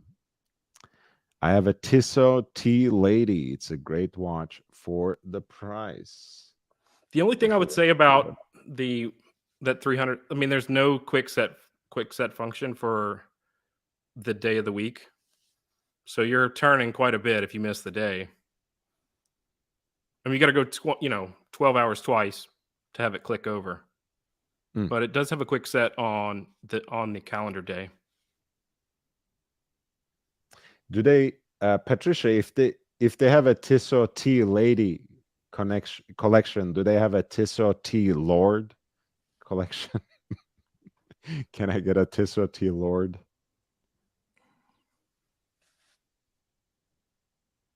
For the price, though, I mean, it's a hard one to go wrong with. And if you don't like it, it's not going to break the bank. That's right.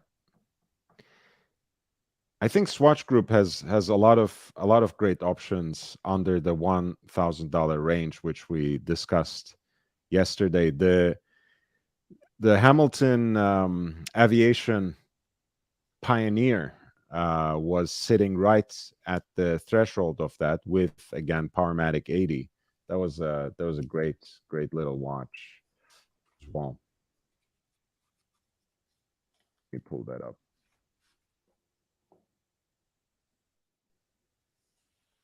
Like very wearable with that onion crown. Oh, yes. That sandpaper dial. Which reminds me feels of more a skateboard. Skateboard tape. Yeah, the grip Yeah. tape. It's, I mean, look, this feels much more at home on a Hamilton field watch than a Patek luxury quote unquote sports watch. Honestly, I think this actually looks good. You guys mentioned the Aquaterra. The other thing about the Aquaterra is so cool is the back of it. Very, very, very finished, like super nice. See how closely, see how that's milled? In the very back of it. Clasp, or you mean the movement? Yeah, the movement. But it lines up perfectly with the other parts of the watch. So like as those brush strokes go across, it's fit nicely in, and it kind of flutes out at the end. You've got your sights back. The Hamilton you showed there has finishing that is far better than the normal field watch variants. Like it looks like raw metal as opposed to their sort of normal sort of coatings. You mean the finishing of the case? Yeah. It looks like it's a finished steel as opposed to on the normal khaki field watches. It's sort of like a coating of some sort. They're not brushed. They're not satin. It's like some sort of coating. Let's see what they say about that particular finish right here. Does it say anything at all? Do you think the play helped or hurt the brand for the watch? Well, I mean, at least they weren't called Corona, so right. I heard it was really bad for the beer. I'm not even joking. People really. I mean, yeah, it's like the old joke with the Chevy Nova, in Spanish "va" is to go, so Nova. Yeah, the car that won't go. No, is that? Yeah, like I've heard of a lot of brands where they say this went really bad in, like it's a running joke. This went really bad in Spain. Did you know that blah is Spanish for blah? Like the Nissan have an SUV called the Pajero. I said, well, it's unfortunate for them that in Spanish Pajero means wanker, basically, or to jerk off. But I don't think it's pájaro. true. Yeah, pájaro. Yeah, that's pájaro true. Pájaro means the F word. Yeah, like homosexual. Yes. Okay. Pájaro. Yeah. So Patricia said that she doesn't like the name of Tissot. The only endearing factor of Tissot is it's fairly mirrored. So if you look Tissot, and I mean it's almost symmetrical. That's the only. I agree with the name. It's not the best name in the world, but at least it's symmetrical. She meant the tea lady. The tea lady, which sounds interesting. I think that's what Patricia meant. But Tissot is otherwise a great name, and I mean I don't even mind the tea lady too, guys. It's the Pride Month. Give people a break, right?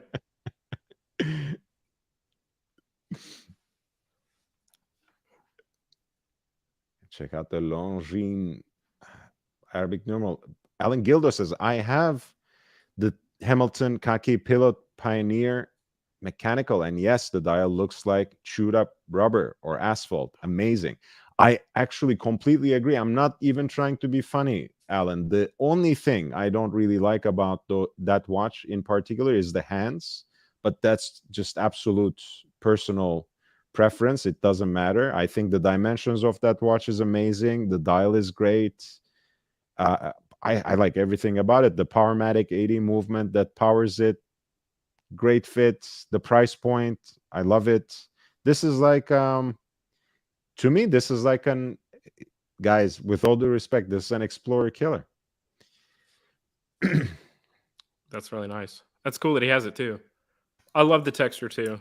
I love that it has the handset from this killer watch that Lord and Archie appreciate.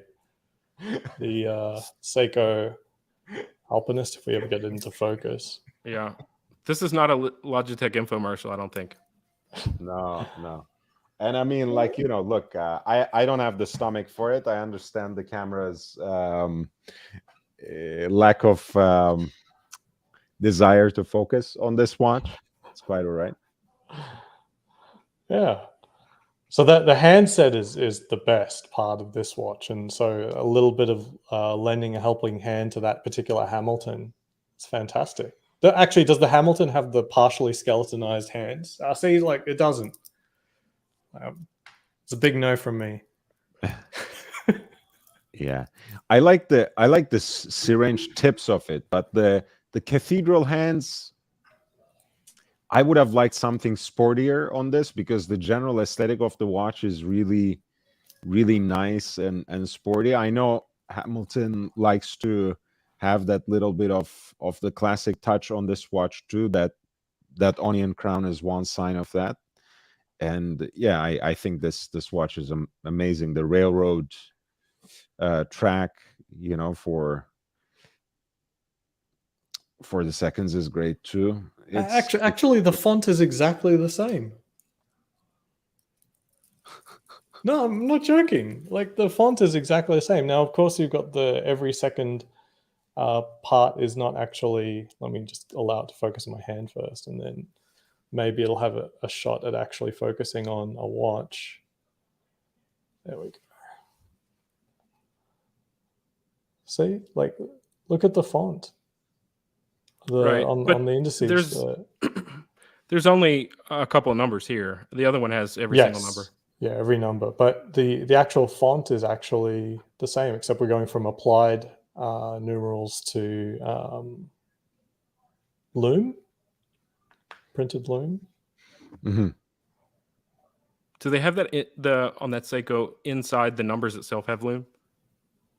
No, this is a really big downfall of this. I like wearing this to bed, but the only loom pips are these little teeny tiny things on the edge there. On the edge, okay. Yeah, it's really the big downfall. Normally on a Seiko, you expect, to be kept up at night.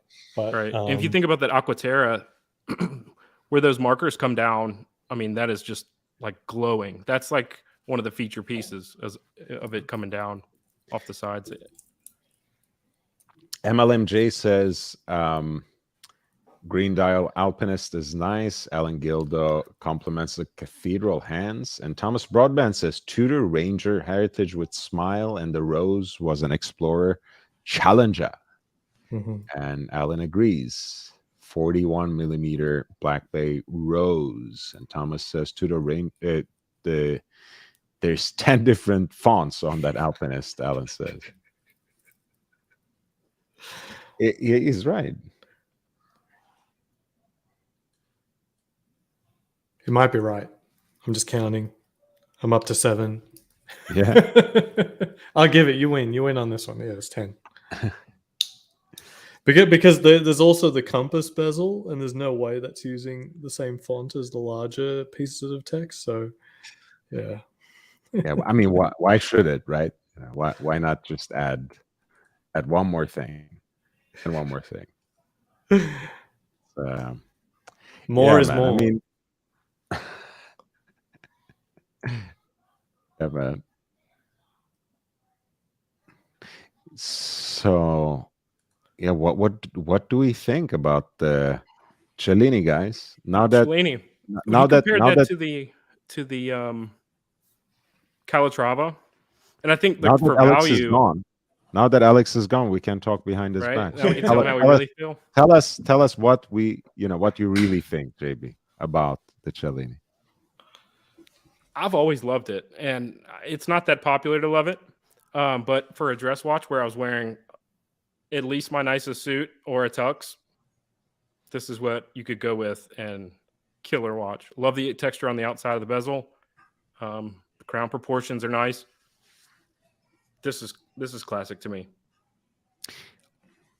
Alex has been in the market for a precious metal, quote unquote, proper dress watch for a while, and I know when I saw pictures of his Calatrava, I was already too late. It was, he had sold it a while ago. I was so bummed that he actually went his way, out of it. But he really thought that for the amount of time he was wearing it, it was really a pain to change the date. It was bothering him. Hmm. So for something like this, that it's just a three-hander, pink gold dress watch, classic proportions, classic design. So I think they need to open up And the case floral. back to be competing with Patek in this. They need to open the case back and have the quality of the prints on the back. Yeah, I mean, look, if I were to choose something, and I know it's not in the line, I know this is not even in the line anymore because it's only the Cellini moon phase they have now. But if I were to get a Cellini, it would certainly be one of the Princes. So rectangular exhibition case back with the movement decorated in the same way that the dial is decorated in. I think that's a beautiful touch. That's a nice aesthetic touch, but also kind of a quote unquote high horological touch too. But look, I mean, I think it's a relatively new thing that these high horology brands are so consistent about having exhibition casebacks. They would still decorate the movements, they would still finish them in certain ways, but they would still slap a solid caseback on it. So that's not necessarily, for me, it's not a detriment. But if you're talking about the market in general, I can't disagree with you, JB. If that's their competition, if Calatrava is the first thing that comes to people's minds, and that's how Patek does it, maybe Rolex should too. I think an exhibition caseback wouldn't hurt on a watch like this. You look at the Vacheron overseas and how beautiful that was in the back, and we're just, it's that one extra thing. But if you walk into an AD and say you want 18 karat gold, rose gold, or if you asking for a rose gold or this in yellow gold, they're going to look at you like you're crazy. I mean, I think you could actually walk in and buy one of these, maybe. Well, they're going to be thinking, do we also have a Meteorite Daytona on hand that he will clearly want for purchasing this? Because the gap between the MSRP and the grey prices, I think it's a lot. Yeah, I kind of disagree with people who are clamoring for the moon phase in the chat. I think what makes this particular watch for me is the fact that it's just simple, beautiful. It's how a dress watch should be. So I don't mind. I don't think it lacks anything, actually. I think it's a perfectly balanced, beautiful dial. Yeah. I agree with you there. Like the everyone clamoring for the moon phase, it's almost cliche right now. Like, Cellini, moon phase, get the moon phase. And Wristwatch Holic says, Patricia Teague moon phase is nice, but it's twice as expensive to this model. That was out of my budget. And Alan Gildo says the Cellini font is going to be mistaken for Céline, which will inevitably spark a conversation about Céline Dion, and that would drive me nuts. We've got the Canadian in the house representing his problems. And Wristwatch Holic says, I have 2 Vacheron Constantin. I don't need other watches with decorated movements. It's a great addition, though, to this nice collection. Nice humble brag. Hunter Caseback, Thomas Broadband says, wristwatch Holic, mine too. I just love the look. Yours is still very nice. And John Dondola says, untimely meditations in this price range, even for discounts, would you take this over? I would actually look for Alex's collection. I would certainly not take a third Vacheron Constantin in the patrimony. That's for sure. The Saxonia, now we are talking a different game. Honestly, to me, I like the Saxonias. I don't really see them necessarily as, entry level, and people usually use this as a derogatory term, right? I don't see a problem with it. Some people want again something like a simple dress watch aesthetic, and they go with the Saxonia. For me, I I I started talking about this earlier with the idea that, look, if you're gonna get a Panerai, don't get the 40 series, don't get something 40 millimeter. And I kind of think the same thing when it comes to A. Lange und Söhne. You want to get a Lange und Söhne. I understand you might prefer the Saxonia. I understand that it's just a simpler, more minimalistic, perhaps more balanced look. But I want something quirky. I want something that has more of that signature design language. I want at least the oversized dates, but ideally something with an asymmetric dial. So for me, for that reason, Saxonia feels too much like a compromise, not because of the price point. Don't take me wrong. I have no problem with people buying watches at whatever price point. But for me, a Lange dress watch, when I close my eyes, this is what I see. Not a Saxonia. Saxonia could have been, even though it's very strongly Lange as well, it could have been by any other brand in a way. It's only the alpha hands that really bite on you, and the lugs. Whereas this is something that you can't mistake for anything else. Sorry, I gotta go. Things are getting crazy back there. I can hear the baby screaming. I gotta help out with nighttime routine. Hey, man. Thank you for being here, Ozzy, and thank you for surprising us with an unboxing of your own, sharing Mrs. Expats OP with us. No worries, and pleasure meeting you, JB. Take care. Nice to meet you too. So, Lord, do you want to pull up some of your some of the Rolex advertisements that you've been highlighting? Oh, of course, I would love to do that. And I also thank you. But look, I mean, you do so much work for this channel at this point that I feel like I should give you some credit at some point. But hey, this is a good way to also highlight this recent video that I did, the imagery of vintage Rolex ads. So I will drop a link for that. So watch out for it and watch it at your own time when you can. But I will pull up some of those from Instagrams, the Instagerms, as Watch Nicholas says. Which ones did you have in mind specifically?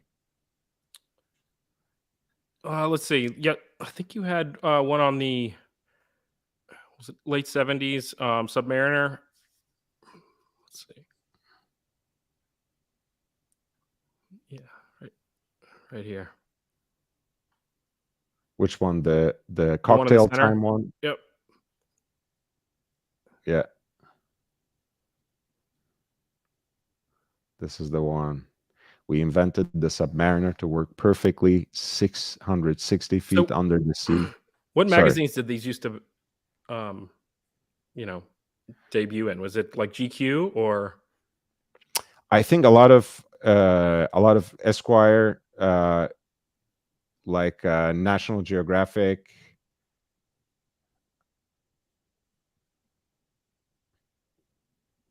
GQ, again, Gentleman's Quarterly.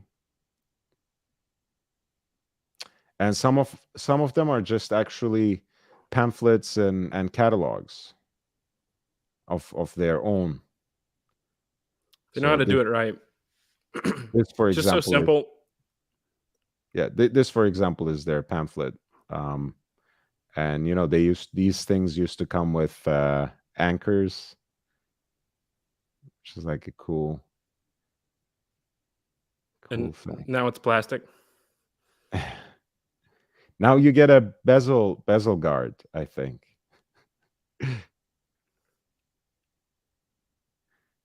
And one thing that I like, of course, and something that we are aware, at least at the subconscious level, is that this kind of marketing strategy tries to invite us to associate with the cool people wearing the watch, right? And these advertisements usually foreground like professionals as those cool people, whether they're racing car drivers, commercial divers, explorers, climbers. Yeah. I mean, nowadays it's more celebrity focused, of course. It's a little more mainstream. When did I retire the anchor? I don't actually know, Thomas. That could be a question to explore. And Thomas agrees. I think it's National Geographic. And MLMJ says, I don't remember this in Archie's Cuties magazine edition. And I think a lot of their, sponsorship money now is on in the auto racing. I mean, you see it in even just the Daytona 500 that you get a two-tone. They give you a two-tone Daytona if you win the Daytona 500 now. Yeah, look, I mean, they wanna advertise, right? That's the thing. Like, of course, they want to reward the winner, but you see, the steal is too obvious because everyone loves it. And the precious metal too at this point. Those are not necessarily, they used to be undesirable. Like, especially in the 6-digit generation, the precious metals on leather bands, like the piece here on the right, that also has the Tahitian, I think, mother of pearl, the darker one on the dial. This kind of piece, you couldn't give them away. Nowadays, everyone wants a Daytona, so people are fine with a precious metal Daytona as well. So you want to, whereas you still talk about the two-tone Daytona, I hear people saying, well, that's a woman's watch. I'm like, all right, I'll take one. It's fine.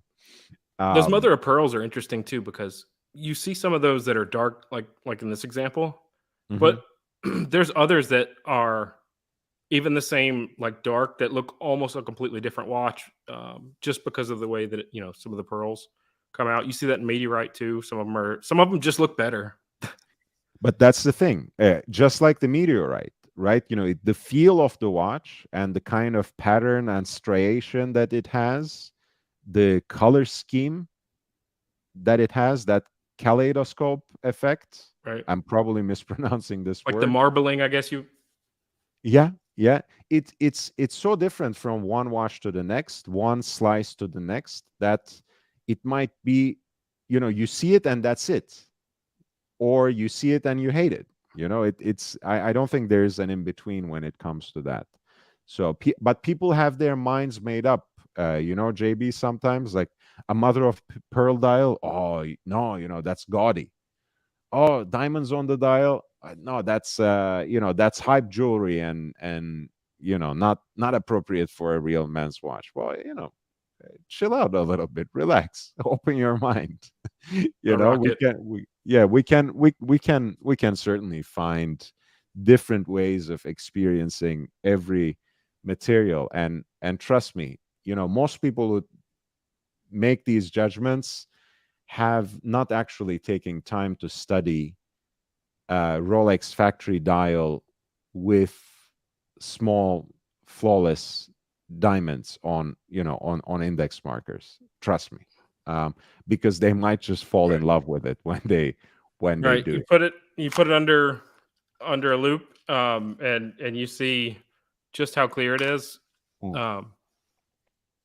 You know, they certainly pick flawless diamonds. They don't give you any information about it though, that we've noted. Right. You know, usually you buy a diamond that's flawless like that. I mean, you've got the GIA, you know, the report on the stone.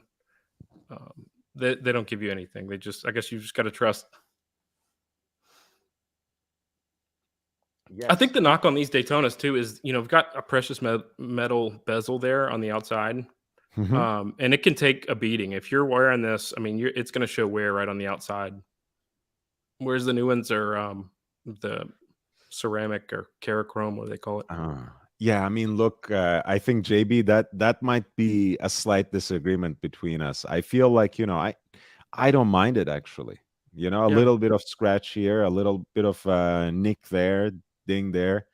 Live with your watch, man. I don't mind that older generations and even newer generations of some precious metal Daytonas that have matching bezels.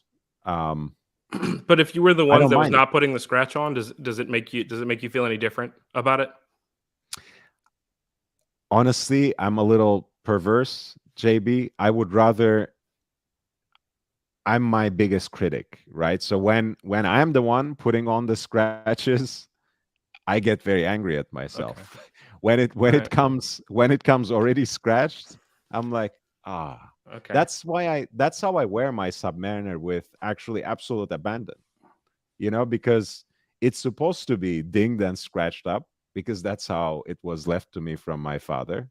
And now I don't have to worry about it. I don't have to baby it. I'm wearing it as it's meant to be worn. That is a proper man's watch, right? And you are supposed to wear it as it should be. But if it gets scratched a little more, I don't want to be the first one to do it, honestly. If I have that option.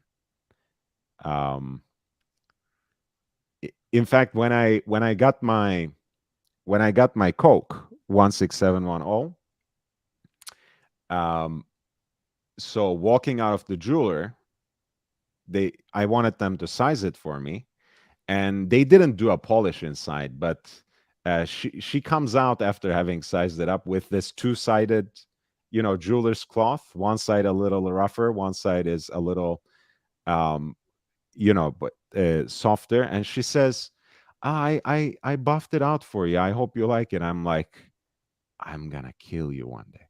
Yeah. I was so angry inside, but they have been so nice to me, and I was like, oh, thank you, it's so nice of you. But I was like, inside I was broken. I was like, I wish you just left it the way Yeah. it was so I could enjoy those scratches. They So think that for they're me, doing you a favor. It's yeah. almost like second nature because it's like, let's clean it up for, you know. But when those older pieces, I would certainly prefer it not to be. Yeah. Keep your hands off my watch. Yeah, you know, again, I mean, there are certain pieces that are supposed to be high polish. Like when I got my Reverso, I didn't know that it just got out of the spa, basically, just got out of the JLC service. And it looks great, right? They clearly gave it a factory refinish and polish, and it shines.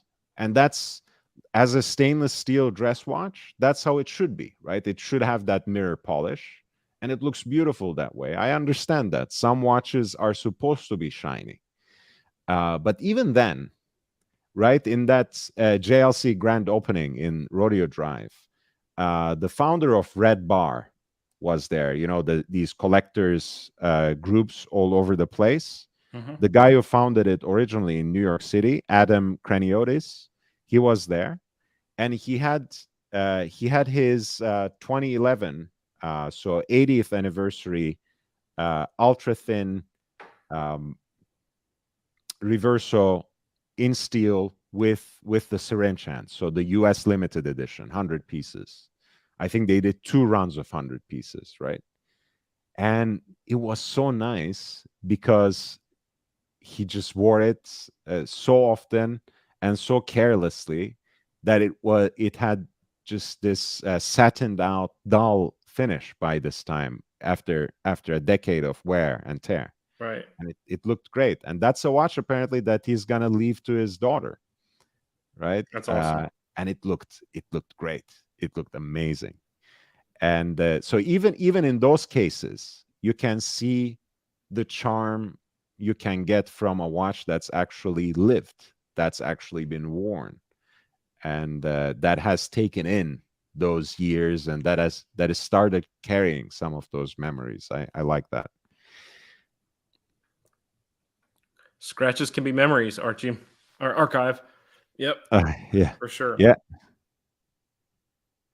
Yeah. Mark is great. Thank you for being there in the chat too, Mark.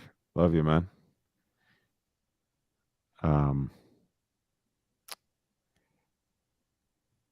Yeah, what else do we have? This is the Explorer dial. Submariner 4-digit 5513 that they were advertising. Very limited production. Go for outrageous prices whenever these are offered up for sale, usually in auctions. And he's wearing it on the outside, just like you were featuring last week. Yeah. Yeah. It's outside of his wetsuit, Exactly. though. Yeah, but I mean, that's the thing. That's what I was arguing, because people make a lot of rational explanations of it. You know, oh, he had a skin disease, so he couldn't wear anything right next to his skin because his sweat would get trapped and he would get allergies. Fair point. It might just be people say, like, you know, his tailor would cut his the shirt cuff so close to his wrist that there would be not room for the watch. That's a fair point too. But then, you know, when Gianni Agnelli was wearing his watches like that, I was really thinking, no, dude, this guy, he knows his cars, he knows his sea.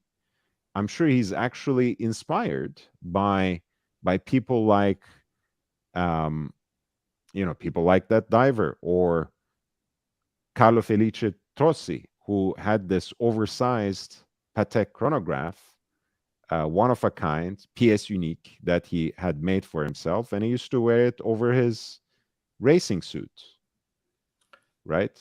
Exactly. And it looks deliberate in all these cases. I mean, it doesn't just happen that way that you wear it on the outside. I think they're making either a statement or it's for function. Mm-hmm. Or you are making a statement based on what people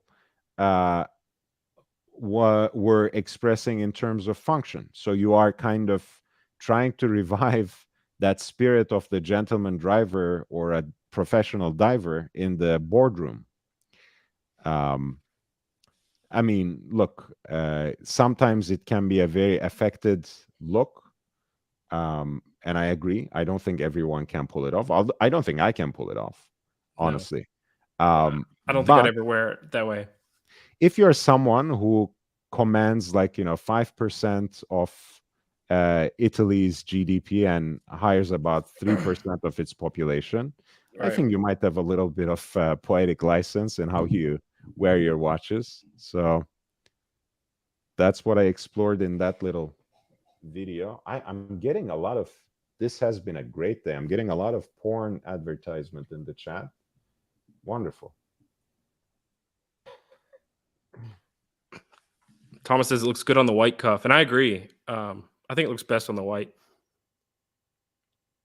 This is, by the way, the first commercially produced version of Patek's World Time, 1415 HU, which stands for Heure Universelle, so word time, universal hour, quote unquote, literally, but that was the designation of world time at that time. And this is the watch. It had an outer rotating bezel rather than the later function that you manipulate with a pusher. It was a beautiful, you look at those, you know, cutesy teardrop lugs. The Saigon city there, replacing either Hong Kong or Shanghai. I think now it's Beijing, but yes. And this was, of course, a minuscule watch, literally, I think 33 millimeter. So it makes even more sense for someone like Agnelli to want, wanting to show it off a little more, because otherwise it would just completely disappear in his outfit, not even peeking out. So it's very that one had a salmon dial. I can't hardly see it. I've got my. Yeah, it is. It is. This is not exactly his watch. This is just a model from the same time period. I think his is pink on pink. His is pink gold with pink dial, but I haven't seen it up close in photos. So, by the way, John Dondola says maybe he was a sweaty gent. He didn't want the leather band getting sticky. Actually, I had a gentleman lecturing me in the comments of this Instagram post who had an ailment like this, not just being sweaty, but that sweat actually giving him severe allergies whenever he wears, except for the thick of winter, any watches, not even just leather bands, but even like steel bracelet watches. It just his skin can't handle it, so he has to wear it over a sleeve. So I understand that could be it, but in Agnelli's case, really, I had the sense that it was a matter of stylistic expression for him, and that's what I argued. But again, these are just conjectures. I'm not his physician, so I don't know what really affected him. And Patricia says maybe it's just easier to check the time since it won't slip under the cuff, and that's why. Obviously, that's why drivers wore their chronographs over the sleeves of their racing suits, because it was an easier way of glancing at it rather than trying to free up one hand to roll up the sleeve.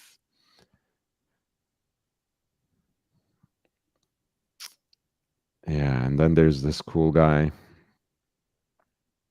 wearing a nice 5512, which you can distinguish, of course, by 4 lines of writing there.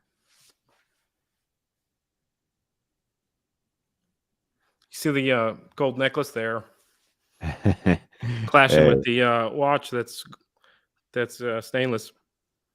Hey, if you're the king of cool, All right. I think you have the right to. That chain never came off his neck. I think it was Saint Christopher, I want to say. But having 2 different watches that are go-to that are in the different colors. I don't have a rose gold watch, but that may be my next one. Yes, it's a Saint Christopher pendant that he never quite took off, and I think it's like since he first wore it for the shooting of Great Escape, I want to say, and then after that he never quite took it off. I wanted to double check that. And then there's his nice portrait here where he was playing, of course, in the original Thomas Crown Affair, the title character, and he was wearing this amazing tank cintré, this version of the tank that very sensually wraps around the wrist with those elongated or stretched out Romans. Of course, that's blue cabochon, kind of picking up the navy theme of his larger outfit. The cigar looks exquisite. It's a cool look. Yeah, that's cool looking guy. And in the remake, Pierce Brosnan was wearing a Reverso Duo. And since he was still under contract as Bond, this is 1999, the Thomas Crown Affair remake, they had to actually scrub off the dial both the Gégé Lecoutre and Reverso name, since as Bond, he was contractually obligated to wear only Omega. What do you think about the duo face reversos? Do you like those? It's got the night, it's got the day and the night. If you were going to buy one today, would you get? No, I actually have a very strong opinion on this, as I usually do. Okay. I think the two-faced reverso watch is usually, to me, it seems a little too contrived, because I like the classical white or black face of reverso. And when there's a second dial, I feel like they're trying a little too hard to make it so much more different to the main dial, and it ends up being just too much for me. I'm not saying I would never get on board with two-faced reverso, but if I were to add another reverso to my collection, I would rather go with something ultra thin in precious metal rather than a two-face. Right. Yeah, They have rather a than a duo. titanium. They have a titanium one that is, a beautiful blue dial along with the white. That I like, and I know it doesn't go back to the roots, like being polo and closing off your wrist. Of course not. You can have, Yeah. But I do think it's cool that you've basically got two watches and two looks that you can have in one, to counterpoint you. Yeah, I mean, again, I think that's also a very ingenious travel time solution as well, right? Because you can have two different times on the two different dials. So it's a nice way to flip back and forth. So it can be very functional too, and not purely aesthetic. But yeah, I really do prefer the precious metal ultra thin to the dual face.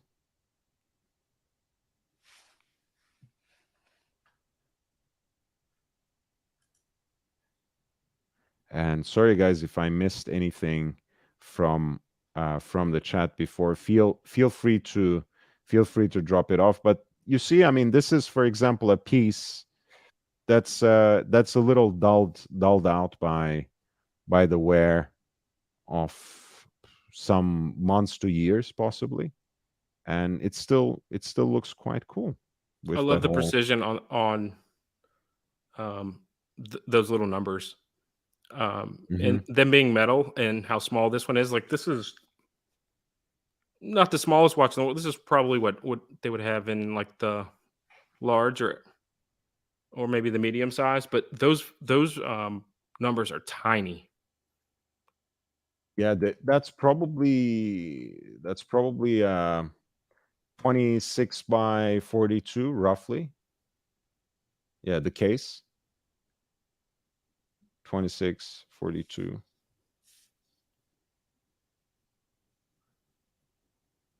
Yeah, it's a beautiful piece, and I think it looks great with Arabic numbers. And the watch that I was talking about, maybe we can even find a picture of his. You look at the Steve McQueen, how thin his was. I mean, on these, I don't think you can really go wrong on the size, because it's so kind of uniform as it comes off the lugs. Let's see.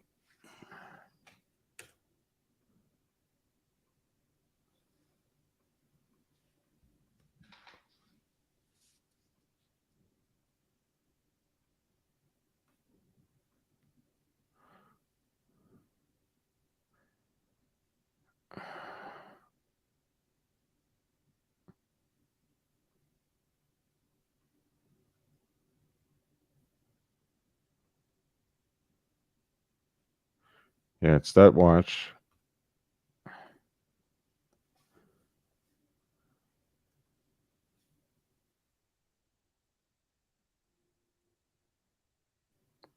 No, but it's the one with syringe hand, so the one they have there is not it. But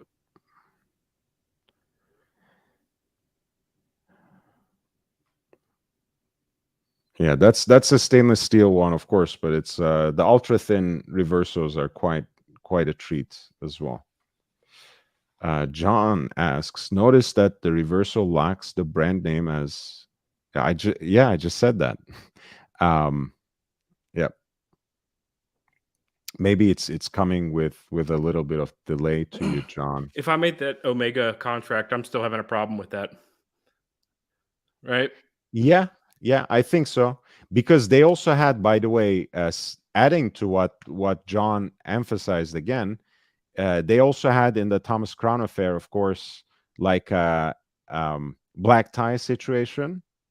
And since he was under contract as Bond still, he was not allowed to wear black tie in another movie. So they gave him a white bow tie that remained untied and had him unbutton a few buttons of his shirt.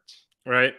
So he carried that look around because he was still Bond and he was supposed to wear Omega. So they gave him a rectangular watch with both the brand name and, Reverso, it is kind of itself its own brand, right, in a way. So they had to scrub off Reverso as well. Right. But yes, of course, if you panned that sponsorship contract, you would still be mad. Why did they make him wear another watch? For sure. The only other timekeeping method would be a sundial. No.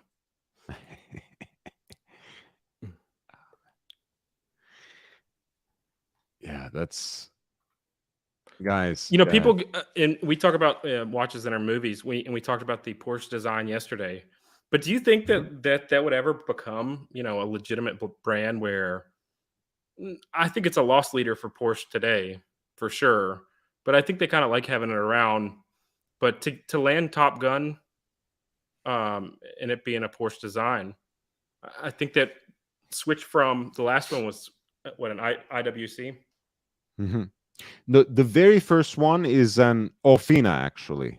That was the brand, and in fact, in the very early editions of it, that brand name is on it as well as Porsche design. So it says Orfina Porsche design on the early models. Right.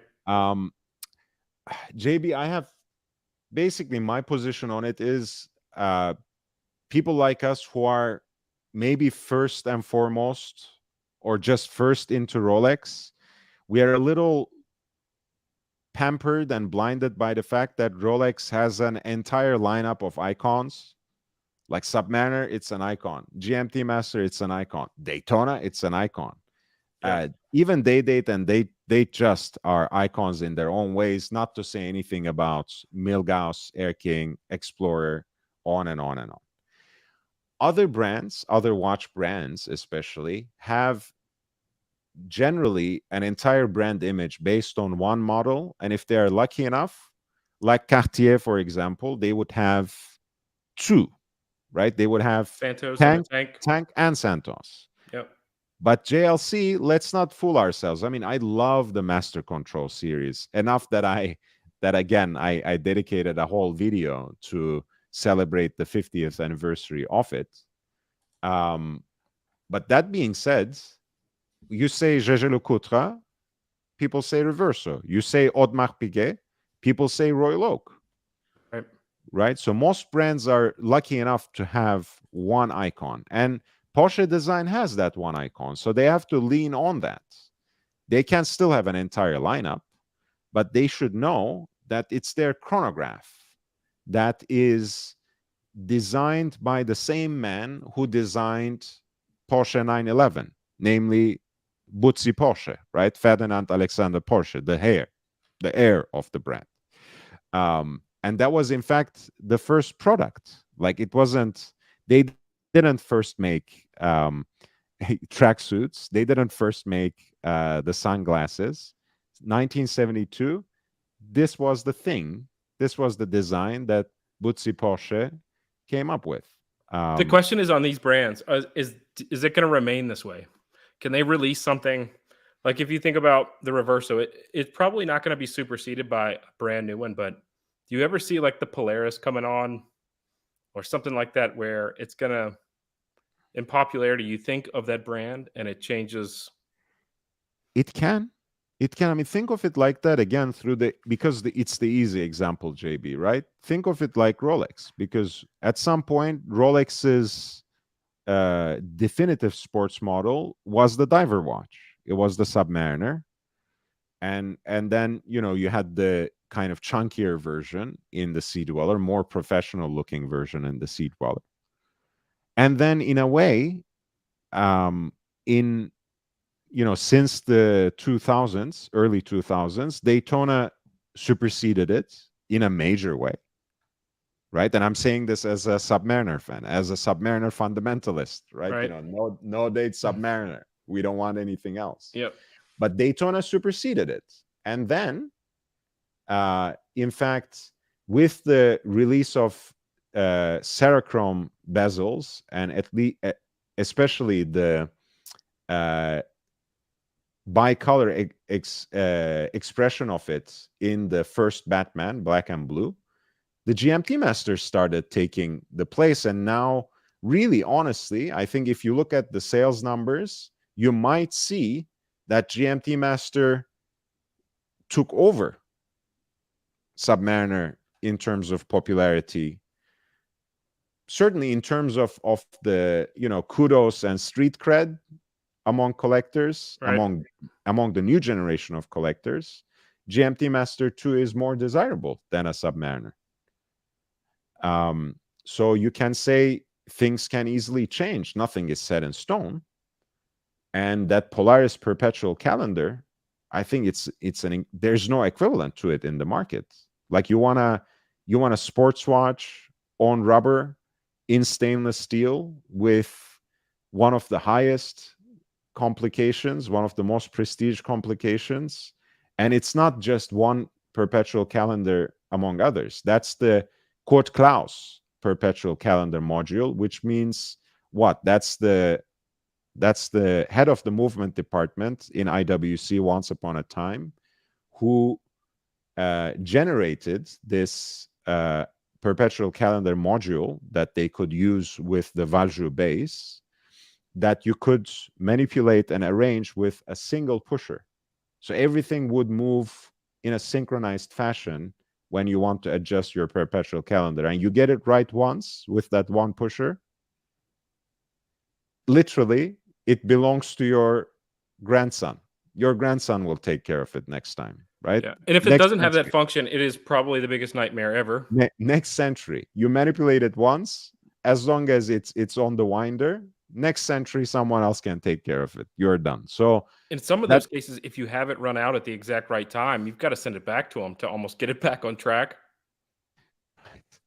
So that's a beautiful piece, the Polaris perpetual calendar. I'm trying to see where I have the video of that. So as a Rolex sub purist, when you see a black GMT, what's your initial thoughts?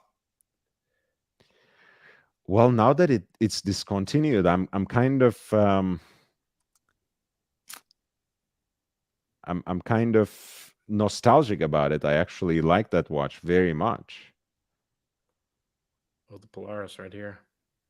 Yeah, that's so the Polaris. This is the second gen Polaris, and it comes off of the lugs there. The bracelet comes off so much nicer, I think. To me, it looked a little bit like almost like a snail tail on the end of the lugs on the other one, where it was just too many pieces. I saw what they were doing there, where it looks sharp, but this bracelet, this is version 2, right? And this is actually a very nice bracelet. I mean, in and of itself, it's a bracelet that's very nicely finished, and it wears really well and comfortably. But hey, when any other brand does a quick change system, people rave about it. This one has a quick change system too, and it comes with the extra clasp and the rubber band too. And where else can you get a sports watch that you can wear on its matching bracelet, on a rubber band, under 35K with the perpetual calendar? And you can, if you want, you can even dive with it, right? It does actually have the water resistance like a proper watch, and of course that pink gold rotor doesn't hurt either. Nice look. So would you rather have this one or the overseas that we saw earlier? I'm a JLC guy, man. I would actually want this. Yeah, and I like the fact that, like, it's just so quirky, to have like a high horological complication on a real sports watch. That to me is exactly the kind of cognitive dissonance that I'm looking for. They have this one in green too, right? Not this one. They have the simple date one Okay. in green. Let me show you that. We have a video of that. By the way, the hand model for this video is Alex, whose beautiful collection you have just seen. This is from our visit to that grand opening of the JLC in Beverly Hills. And this is the Polaris date with the moss green dial. Watch Nicholas is a huge fan of these. Yeah. Yeah, and he says, I like the JLC a lot. And John Dondola says, yeah, okay, that was the earlier one. So on those, is that the same kind of pusher there at the bottom? What is the bottom function? That's the inner rotating bezel. So that dive time bezel that you have, for example, in a Submariner and in a in any average dive watch, you have it as an inner dive timer bezel in the Polaris that you can manipulate with that extra pusher. Okay. So that's what it's for. This guy right here, that's what you manipulate with that pusher. And it has serious lume, nice rubber band, beautiful little piece. And hey, look, I mean, JLC is trying. They get on the hype train with the green band as well, green band, green dial. I'm not sure if it worked for them. And yeah, it does look better than the renders, man. It does. And it's your humble wristwatch holic again, turning around the watch for you. This was from that fateful night in Beverly Hills when we were with Just glows Catherine from the center. Grenier. So cool. Yeah, that actually is the execution of those colors are pretty good in the Polaris. Pretty gradient and enchanting, I have to say. Many different shades of green on that watch. I love the green new one so much, and they're trying, bless their hearts. Dante, JJ, La Cougar, Catherine. The coach's penthouse is 5 minutes away from my office, and it's 5 minutes away from where I live. Should I say? I was wondering if everyone just booked today. You just booked up the appointments. Yeah. Where is he gonna move now? I'm not sure. Coach on the cane train. Man. And this is not bad either. This is the Master Control 30th anniversary calendar, the triple calendar, blue dial. So when you set the date and the time, does the moon face just come with it? I mean, it's part of the movement as well. I haven't owned a moon face, but when you set the calendar, no, in this case, I think there's a separate pusher for the moon phase, if I'm not mistaken, in this particular watch. With the perpetual calendar, everything is synchronized. That's a much more much more elevated movement in JLC. This is just a triple date, so it's in fact something that you have to change around in a couple of times a year actually. I think it's so cool when they have the perpetual calendars and they show which year the leap year is. Mm-hmm. In red. Yeah, this is much more humble at triple date. It's, I mean, even less than. So annual calendar you manipulate only in February, once a year. Once once every 4 years. Oh, because it has to have 29. That's right. You've got to skip through. Sorry.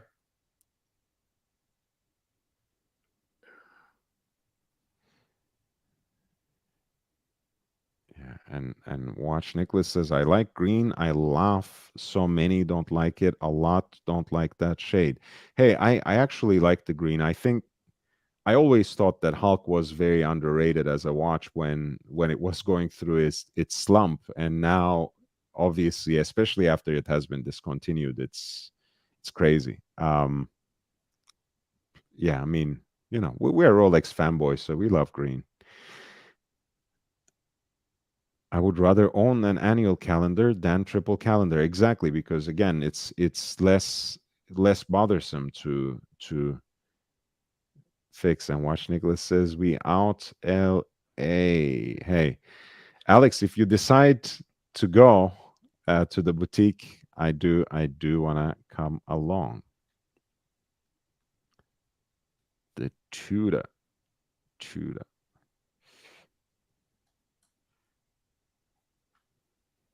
Yeah, and that's basically Alex's watch. This was the Pilot's Chronograph 41 with the blue dial, and that's beautiful red accent on the running seconds and the Petite Seconde. And this one has a green dial version as well, which is a little too much, honestly. I think blue and even the Petronas green looks more elegant on this particular watch. The Petronas green. I just think that one's just going to be a little bit too big for my wrist, but I want one. I think they're awesome looking. Are they hard to get?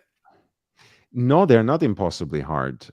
Just don't wait on the website. You have to, even though it says online exclusive, you have to go into I don't have one near me, but I've got to get to a. And this is Alex's bluesy as well. Classic.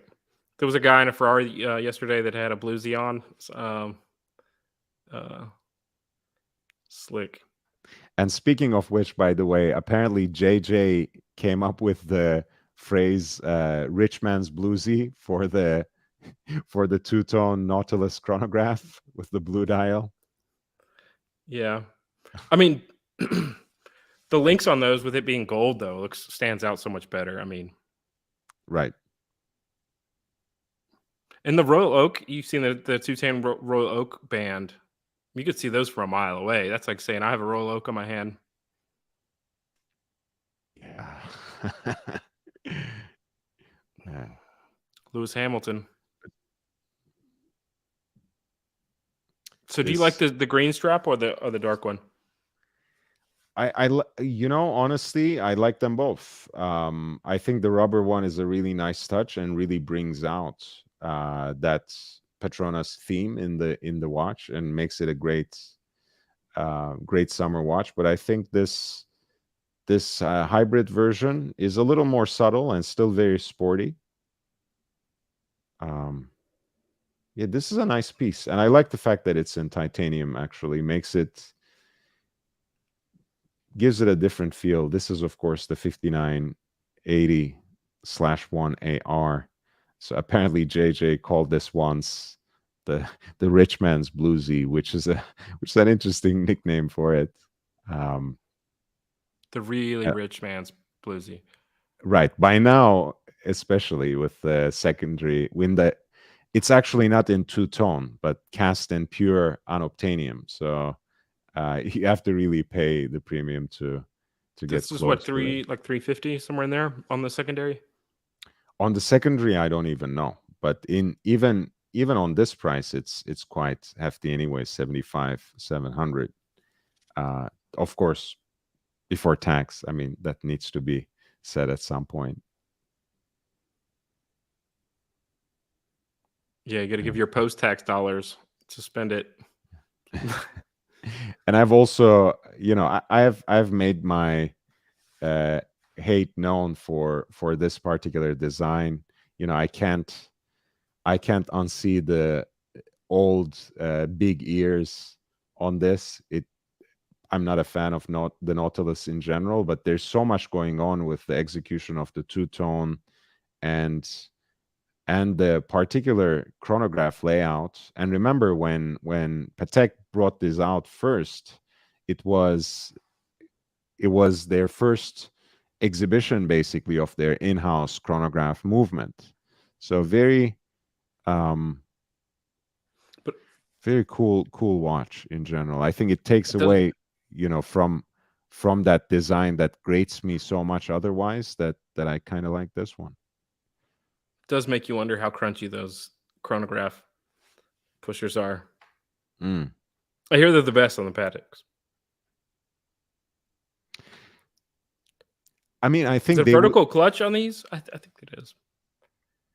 Yeah.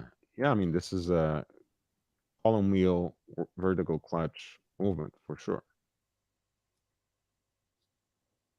It's also a flyback chronograph, of course. Yeah, you know that function, right, JB? No, tell me, enlighten me. So basically, in any other chronograph movements, you start, right? Okay. And when you start and engage, you can't press the reset button. It doesn't do anything, right? You have to stop,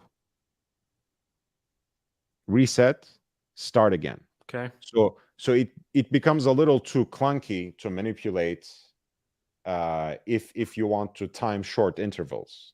With a flyback chronograph, you start, the chronograph runs, and you can press the reset. And when you press the reset, it doesn't just zero and stop there, because you had reset it while it's running. Right. It starts from zero again. So you can, in fact, start running, time the interval, make a note of it, reset again, start timing the next one, reset again, start timing the next one. So it's kind of like, again, I know this is sheer romance, no utility at this point. You can do laps on your iPhone, right? But flyback chronograph is basically an ancient version of how you can time things on your iPhone and make a note of each lap, right? Rather than having to reset everything in 4 different steps and start again. Right. So like almost all, I guess, all non-flybacks, then you have to have it in a stop position to reset it. That's cool. I like I learned something there. You hear that term, but I thought it had more to do with kind of how it was getting its power. No. It's actually specifically because you press the reset while it's going, it flies back to zero. That's literally it's still going. Yeah, and the French call it retour en vol. So it's like, it returns while in flight, right? And in English, I think it's much less clunky as a phrase, fly back.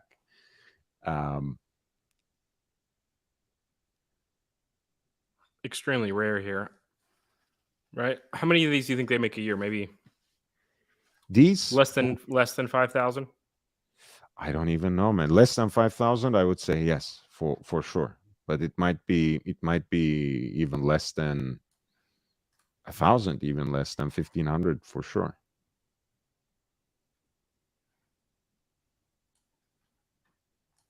Yeah.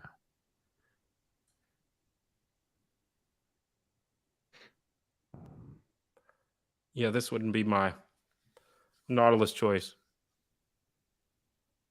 Right. So it's a column wheel flyback and unidirectional winding. So it's the rotor goes in one way, but it's a great little movement, man. Minimum 44 hours, maximum 55. Still got the Genta design for sure. And I think that's for, again, I love the classic hand wound 2-register design. I don't mind the 3 sub-dial modern automatic chronograph design either. but I'm glad, when Patek came up with this particular movement, the CH28 series, I'm glad they thought it again, right? And they made a different visual expression of it, which So this is something to be appreciated. You said the material on it, but the color on this is what, like a rose gold? Yes, the gold is pink gold. I think I want to say that the dial color is a little brighter. I can never be sure of that, but I don't think it's the same. I don't think they use the same dial on these that they use in the steel or in the 5711 series, to be honest. Yeah. I mean, the bluesy color of the blue is I'm more a fan of, and also like the contrast of the bluesy with the blue and the yellow gold. Mm-hmm. But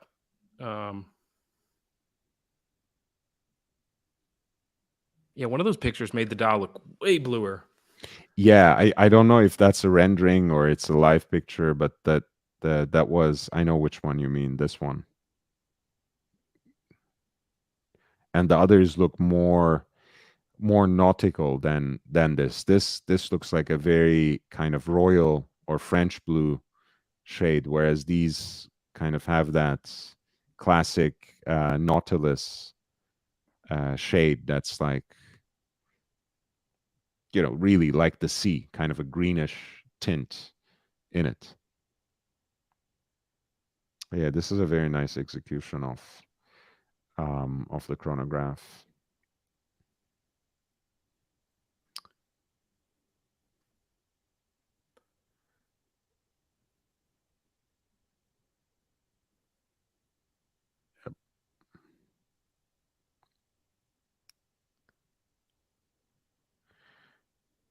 That's pretty funny. Rich man's bluesy. And Wristwatch Holic says, I'm surprised that IWC only released Mark 20 in Asian regions for now. I don't know. Bluesy is a classic.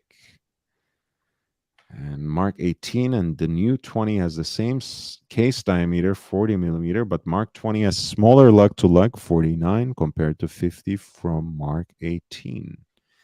And Spitfire 300 is 39 millimeters. The new Mark 20 has the 120 hours of power reserve. 120 is impressive. That's 5 days. 5 days is not bad. I mean, IWC has, of course, watches that have 8 days too, like the Pilot watches with 8-day power reserves.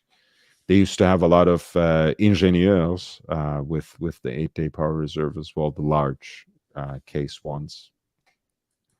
How long does it take to get from completely dead to 8 days without winding it? I did this with my Reverso, which has a hand wound 8-day movement.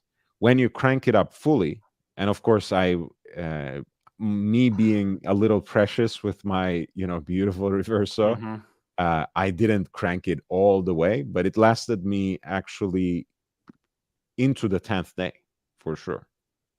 So it's actually, what they mean is that some of the chronometer accuracy is lost after the eighth day, so it doesn't keep time as well, which means that the advertised one is 8, but it's really 8+ days. So a lot of times they would say 5 days. It would probably, at full charge, take you easily into the 6th day, but maybe the timekeeping might not be as accurate and precise. That's I was listening actually Langepedia's presentation on Langes recently on Watchbox. The guy Alp who does Langepedia, who is collaborating with Watchbox now. So he was going through Lange's history, and he was explaining how basically, let me pull up the Lange one and its power reserve indicator.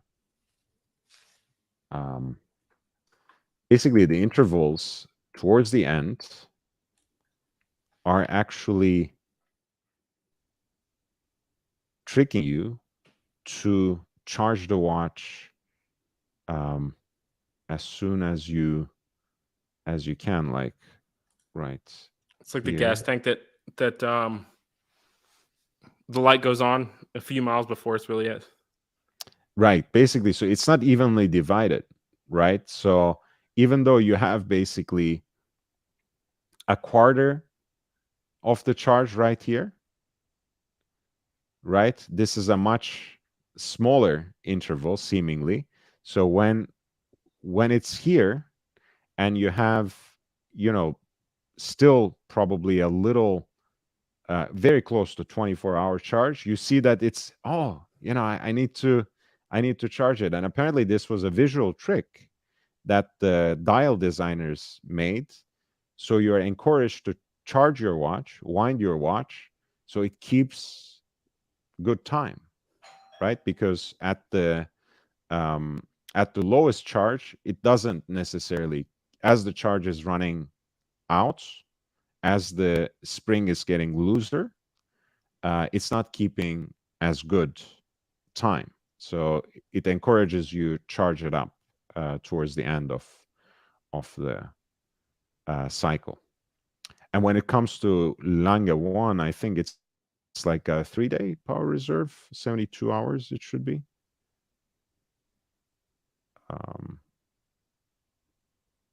Yeah. Yeah, don't trust me after you get past this last little notch. Yes, basically, I mean that's the idea, right? Charge it up before it runs out completely, and that's a nice little visual trick they did to encourage, the wearer to make sure that it keeps time, the watch keeps time according to their standards. Right. And you see when the technology with the 2-barrel came out, you didn't have that pressure of just that single escapement. Right. So you'd have the stress of it getting down to that one spot could now be converted over to both of those, so that the pressure on the spring is not relying on just that single one. Right.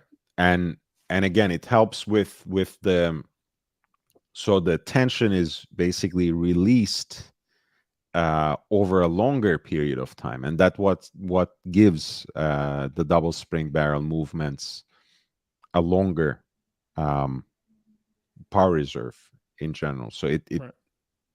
the tension is very high, but it's released, for example, in the case of the reverso grande date, over 8 days. But again, I mean, it's already impressive when you have, when you have 3 days. It means, hey, if this is your dress watch, in a way, if this is your, office watch, you take it off duty for the weekend, and you don't have to worry too much about it when you're picking it up on Monday, because it will still have its charge. Yep. So that 72 hours is more than enough. 8 days, it's a little bit of a flex, but that's worthy of Jaeger LeCoultre. They have to kind of put their own signature. The watchmaker, they have to live up to that name. So I understand why that's the case. Guys, we have just crossed 3 hours. This has been a great show so far. Alex was very generous and came and shared not only his new purchase, but his entire collection with us. Ozzy was also very nice to share the new OP36 with the candy pink dial that he got for his wife, and in fact as an heirloom piece to be passed on to his daughter, because it's technically a birth year watch for the junior daughter, the 3-month-old. And finally, of course, JB shared with us his 3-piece combo meal deal, which was like it reminds me of someone, again, I really do love in this YouTube space, which is Bill Sanders, Professor Sanders from Watch Art Sci. He has this routine of 3 segments, 3 watches from each brand. And this was a collection like that. You know, you have the high hitting, heavy hitting Daytona on Oysterflex, yellow gold with the factory diamond dial with small flawless diamonds for index markers. You have the beautiful sports watch for everyday wear, the Aquaterra white dial on the rubber band, and then you have the Tissot Day-Date with the Powermatic 80 movement. Again, something that's great for wearing all the time. Beat it around if you like. A true shitter. Great collection. No, I mean, look, I was talking about that. I was singing, you know, I was reciting poetry about that movement yesterday. I know you must have caught some part of that show, but I think that's basically Swatch Group's secret weapon for the under $1,000 segment, because you have watches that retail, you know, for $500-$650 that can be gotten even cheaper than that, and you have a beautiful, you know, 80-hour power reserve automatic movement, which makes it amazing to have a part of your collection. You know, that's more than 3 days, right? Have it in rotation, and whenever you, like you said, whenever you want to wear it, whether it's for, you know, going out or working in the garage or mowing the lawn if you want, or playing with the dogs, it's there, it's beating. And in your case, it has the day-date complication too, so it's very utilitarian. And you wear it once, and it does last for quite a long time. Like, I don't see myself like I don't see it running out. I mean, I think the 80 is actually true 80, and you know, just wearing it one afternoon, it's pretty good.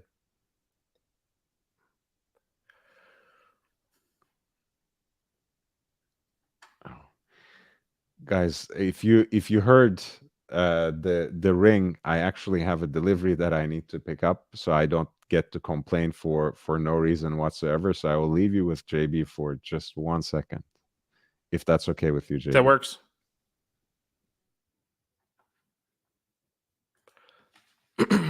So a true shitter. If you're gonna go with one of these lower cost watches, some of the bands are nice that they've got, you know, the color. My color is orange. But here on the Tissot, you can see it's got a nice little inlay here, and I've got a couple of vehicles that have, you know, some of the leather stitching here, so kind of goes together there. But out of these 3, I wear the Omega the most, and I think it's probably more to safety than anything. I just don't think it's going to attract as much attention as, you know, a gold piece. And the Aquaterra in the evenings, I mean, it really starts to glow when it gets dark. So.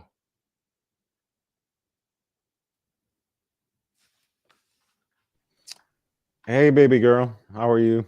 Nice to see you. It was just the groceries, so I have some fizzy water, some seltzer. Nice to see you, baby girl. Yeah, I mean, that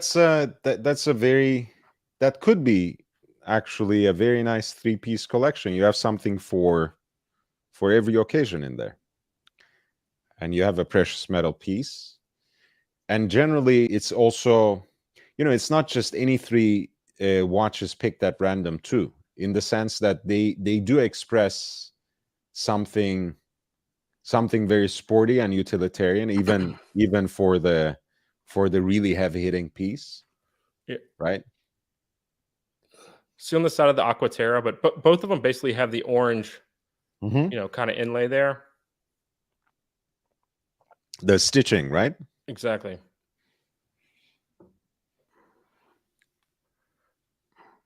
It's a nice little touch, though. So, Lord, do you have any watches that have the day function? Yes. So my three Seikos, they're Oh, all that's day right. date. That's my, that's another, I use this term a lot of times when I talk about watches, cognitive dissonance. And to me, having grown up thinking that the day date is the ultimate watch, right? Right. Having been a Rolex fanboy since I was, running around with shorts. Presidential fluted bezel all the way to the nines, right? Yeah. So for me, day date complication belongs on a very high end watch. So when I first discovered Seiko at the entry level and realized that Seiko 5, SKX, all of them had this beautiful day dates function, and not only day dates, but like bilingual day. What? Like how is that? How is that even Right. possible? Like it's amazing. So my SKXs have Arabic English, both the SKX 007 and 009, and my King Turtle actually has Spanish English. So both of them, both of the configurations, and all three of them, I love so dearly. But yeah, that's it. Those are my day function. That's right. Watches. I was trying to think through some of the Rolexes you had, and I couldn't think of any. That dial that you just showed that on the Seiko was the same one that my dad had growing up. So it brought back some memories of just those little, he had, it was a basic Seiko, but it, definitely was a callback to some of the memories. Look, man, I mean, of seeing that's the thing. Actually, look, I love my King Turtle, and I wear it quite a lot these days. But to me, there's something about that SKX series. I'm gonna release a video about the SKX and the Seiko 5 GMT later this week. I'm gonna write it tomorrow and probably release it on Tuesday, on Thursday. But there's something astonishingly simple about the SKX, about the entry level Seiko, that gives it this raw charm. So when you think about the SKX, let me just pull up a picture because I don't want to dig it up from my watch box now.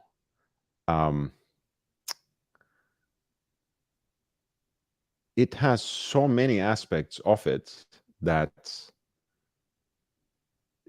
make it such a beautiful expression of that vintage, no nonsense design. So, for example, right, you have the day date function, but nothing that helps you actually make sense of it, right? No magnifier, no Cyclops, nothing. Right, no Cyclops. The King Turtle has something like that. Again, I don't mind it, right? I'm not going to be a fundamentalist about it, but there's a reason why SKX 007 will always be more charming, will always have more soul than the Prospex SRP 05. Let me just say that, owning both of the watches and so many others as well. Then the second thing, you have copious lume, right? Seiko is very famous for that, of course. But what do you see or what do you not see with all that lume? No surrounds of any kind, right? No further decoration. They're just plopped right there on the dial. Yep. Nothing else, right? It's just so undecorated, so unembellished. The aluminum bezel, right? Meat it's potatoes. A watch, yeah, it's a watch that doesn't try to be anything else, anything more than what it is. But what it is, it fulfills to the fullest extent. It is an expression of Seiko's essential diver aesthetic, which is a tradition that it carries from the 60s and 70s. But it does it at that entry level that embodies the 5 core principles of Seiko, hence Seiko 5, right? Which is what? The calendar function, the crown at 4 o'clock, which is actually not only a design element, not only an aesthetic aspect, but it's actually a functional aspect, because for someone who actually works with their hands and wears a watch while doing that, not have the crown at 3 o'clock makes it dig less into your wrist. Yep. The durability and reliability of the case and the bracelet, of course, relative to the price point, right? We don't expect like high-tech, fully articulated, you know, but the best clasp in the industry kind of thing from a $250 watch. The automatic movement, of course. Yeah, and the loom goes into the edge there, right next to the markers. Mm-hmm. And a lot of times you can't really like give these watches credit in the pictures because there are always lights on them, but it does light up on the edge there on the Rihu. Mm-hmm. And then the last thing is, of course, that it has respectable water resistance, right? That's the 5th Seiko principle. And in this case, you have ISO standards diver 200 meter, nicely sealed case with a screwed down crown. And, you know, to hell with the COSC certification. It's not your perfect chronometer. Baby girl, these used to be, I picked the 2 of mine up for $200 each, the SKX 007 and SKX 009. I think they're a little more expensive now since they have been discontinued.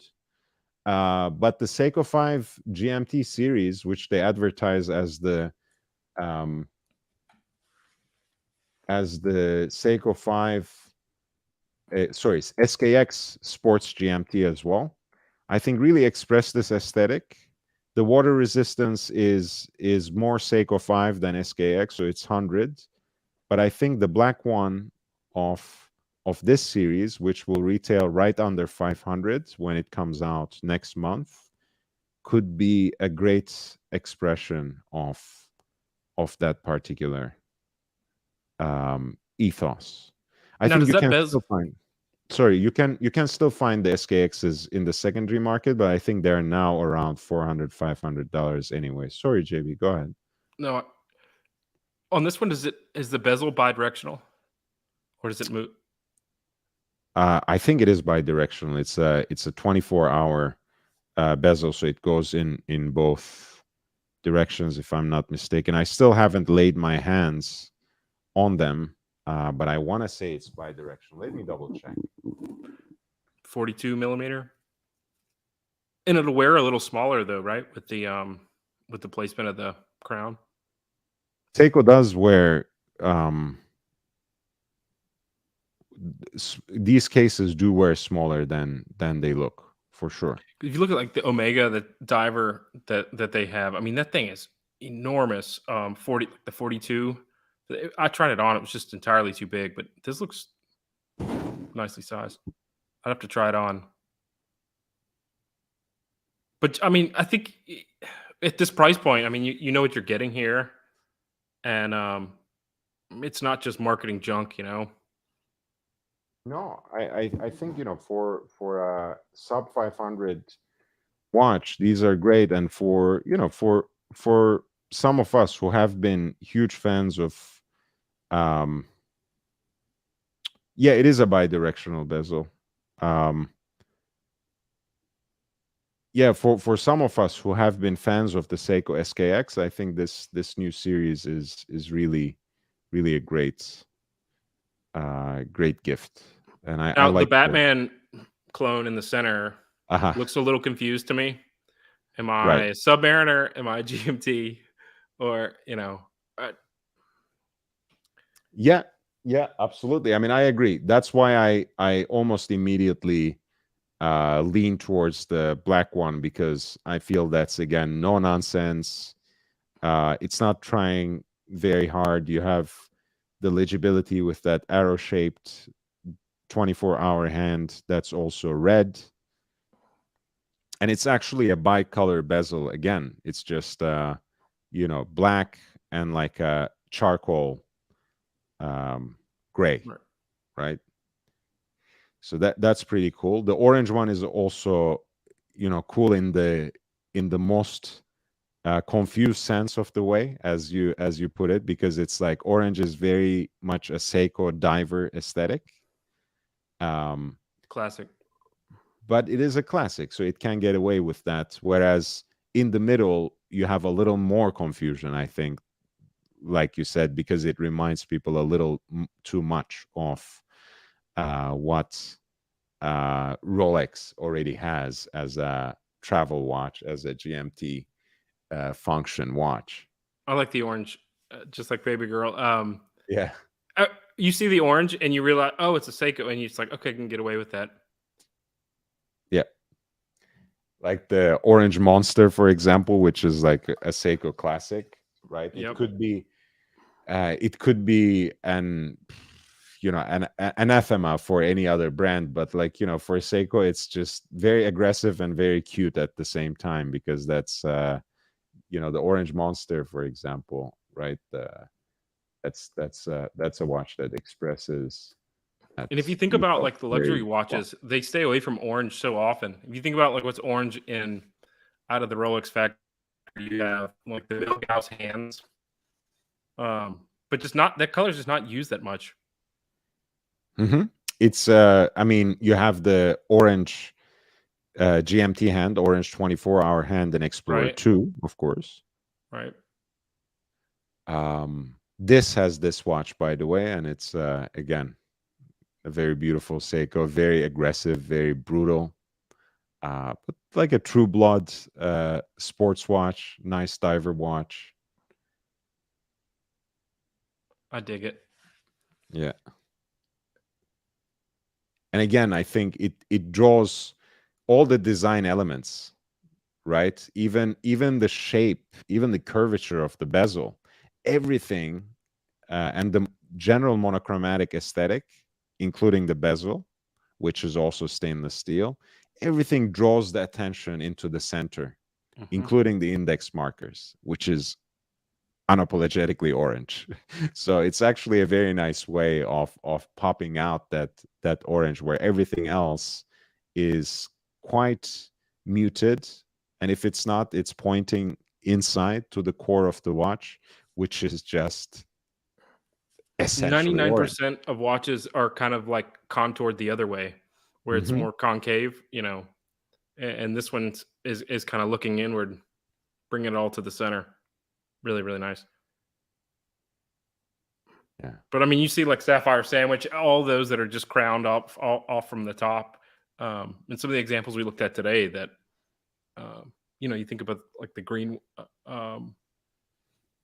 GLC that we saw, where everything's just kind of out, right? As it goes out, and you can see in the code 1159, it gets lighter toward the edges. This is saying, look toward the center, point to me. All the markers are pointing to the center. That's right. That's right. Look at me. Look at me. Look at me. It's great. Yeah, Seiko again, I like Seiko because it's a brand, and it's an aesthetic that's very unapologetic. That's very much itself. Yes, it can take design cues from other brands. It does that from Rolex, especially in the past, even more so. But they blend them together in such a unique way. And in today's world, ultimately, that's what innovation, that's what creativity, that's what inventiveness is really about, right? You really, it's very difficult, if not outright impossible, to reinvent the wheel in horological sense, right? Ultimately, you have to do with something that may look like 10 other things, because these designs have been made over and over again. right? You know, the GMT hand, pardon me, was expressed basically in the best way already in the 50s by the Rolex GMT master. So you have to try really hard to find an expression of travel time or world time that does things differently. And sometimes it's best not to try too hard, right? Not to look too contrived, Yeah. not to push the boundary too much. Sometimes it's good to just follow along certain lines and find another way to express your own ingenuity. And I think these don't get talked about because you really can't make a living trading these unless you're doing such high volume. And so they don't Right. get featured on a lot of those things. But this is someone who's going to buy and consume this watch or gift this watch to somebody. Not, I'm going to park a bunch of money into a luxury item. And I do think that maybe sometimes that gets a little skewed on, what kind of hype piece are we going to get? But you've got quite a functional watch here that is at a price point where you're not going to get much better quality than this. Now, that design may not be for everybody, right? I mean, I think there's some people that are going to say that's just not my style.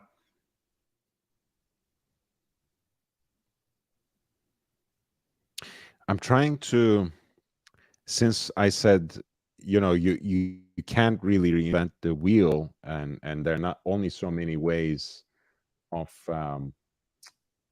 expressing world time or travel time, but I was really impressed actually by Hermes's new world time model.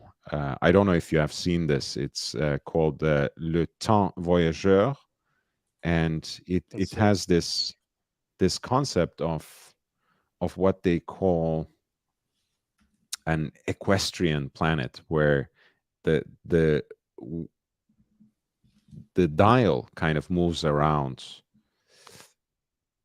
the world right here at every push. Wow. Right. And I have don't not know seen this. if they have a video of it themselves, but this is the pusher, right? And this basically this dial travels around along with the Earth. And of course they did the cute thing of writing their own the address of their flagship store instead of Paris for that time zone. You have the dates over here, and you have it in two models. I think you have a larger titanium and you have the steel one, which that's an interesting one, that the whole inner part of that moves.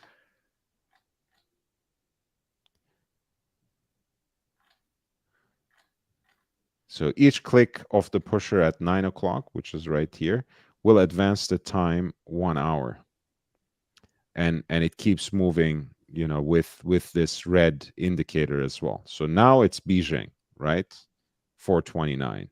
So one more pusher will move the time and will also move the dial to the next time zone, which is Tokyo. That's cool.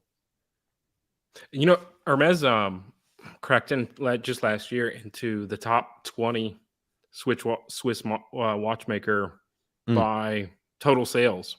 And it's the first time since, really ever. But it's interesting that they're venturing out with cool designs. And I think this is innovative. And you don't see just anybody doing, having the actual part that you read the watch also move. Hey, baby girl, we were also talking about orange. So we were talking about orange and we were talking about travel time. I thought it's only appropriate that we bring up Hermes in some way. Hermes actually has been slowly building themselves up in terms of horology. Of course, HO8 was a big hit for them. It was like probably the first man's watch in like God knows how many generations that they actually succeeded in. And one secret they have is that they have in Fleurier, they have a movement manufacturer called Vauchet, in which Hermes owns part stake. That movement maker, which produces for a bunch of other companies, but which is mostly known for making the movements of Parmigiani Fleurier, is very, very respected movement maker, and basically operates as Hermes's own in-house movement maker, because it has these exclusive calibers, specifically the automatic caliber H1837 that they use in H08 and also in Le Temps Voyageur. And of course, in Le Temps Voyageur, it also has a travel time module that's installed on it. And that's made by Chronode. And Chronode is another much vaunted Swiss movement maker. So, and they have them like laser engraved with this H all over the place, which I'm sure in a way actually saves them a little bit of money rather than having a fancier hand finish kind of decoration. But at least it's something that reflects something iconic about the brand. And the steel version is very wearable, has this blue/blurple color scheme.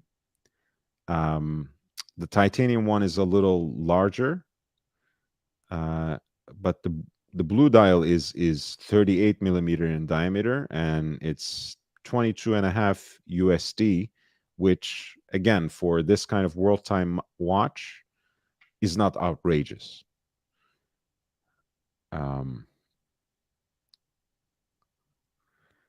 I think the titanium one is 42 millimeters, and that might retail for a little more, maybe closer to 40K.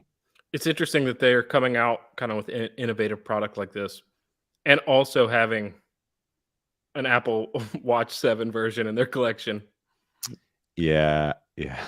Well, and I think that maybe has something to do with maybe them cracking into the top 20. Hermes got to do what Hermes got to do, man. I guess they as French as they are, they also want to sell. They also want to make money, which is, you would be surprised when you walk into certain mom and pop shops in Paris. They might as well chase you out of the store. But Hermes, yeah, they surprisingly, they want to actually make money. They want to actually move product. So they do have beautiful versions of the Apple Watch, but they care about horology just a little bit. Yeah.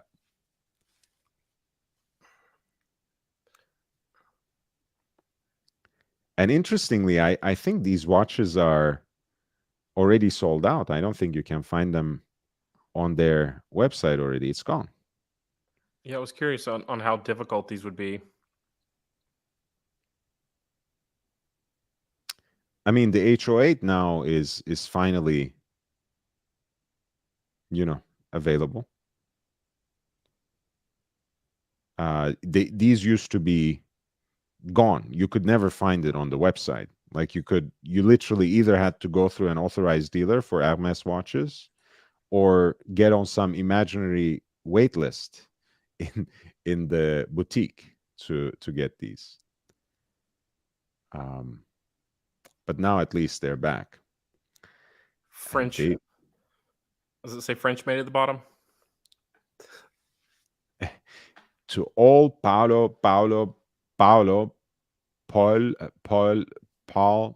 Pavel out there, happy Names Day. Hey, Saint Paul of Tarsus. The most interesting apostle, because he actually did not.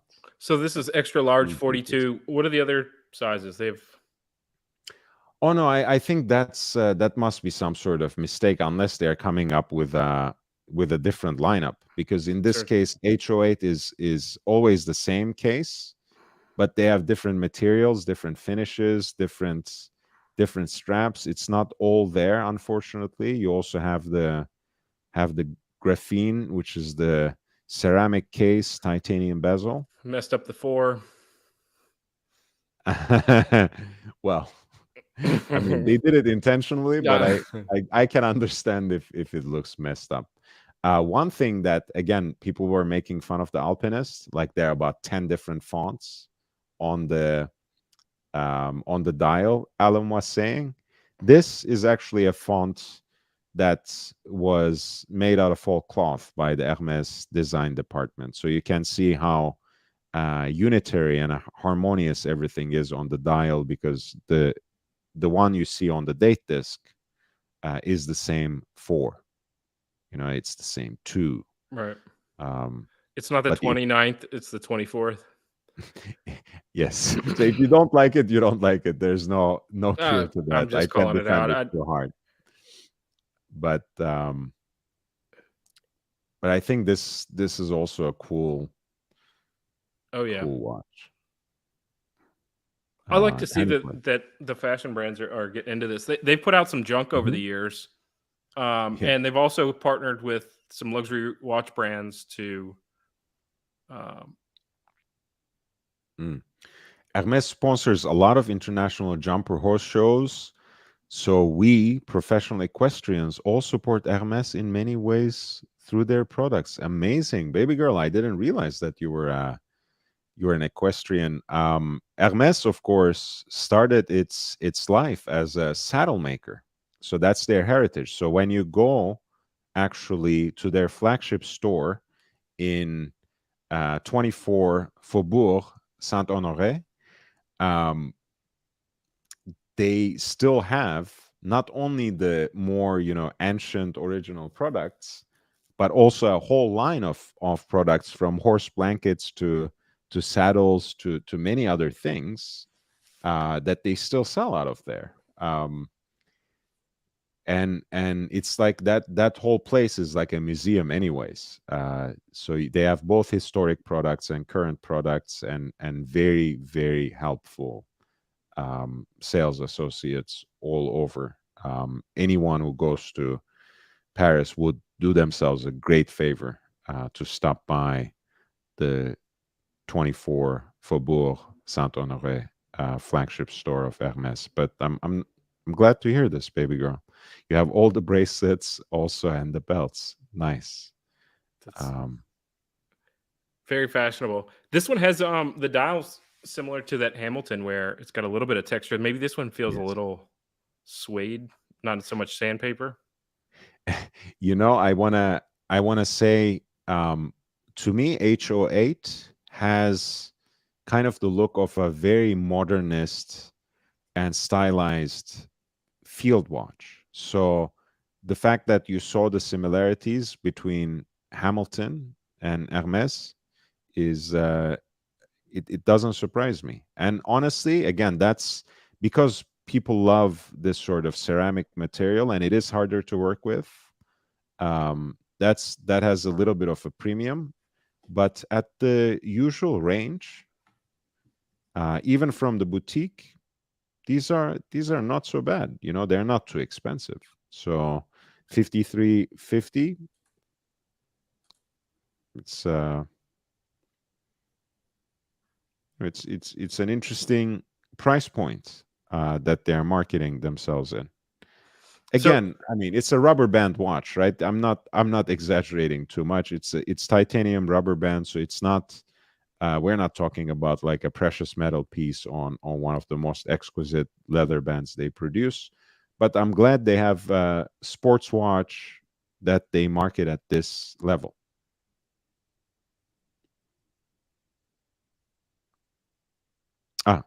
Tell me. Sorry, JB. I feel like If I you cut look you at off. like a Burberry puts out like a $300 watch that's Swiss made. But I think it's just going to take a couple of years. They've come out with a couple of releases here that are respectable timepieces that, you know, are really getting, you know, the corporate push on this. And it's going to take, I think, some time to have them around to get the respectability on these. But the last two that you've showed me, and this one is one of the more popular ones. I'm surprised that it's available on the website at 5,000, but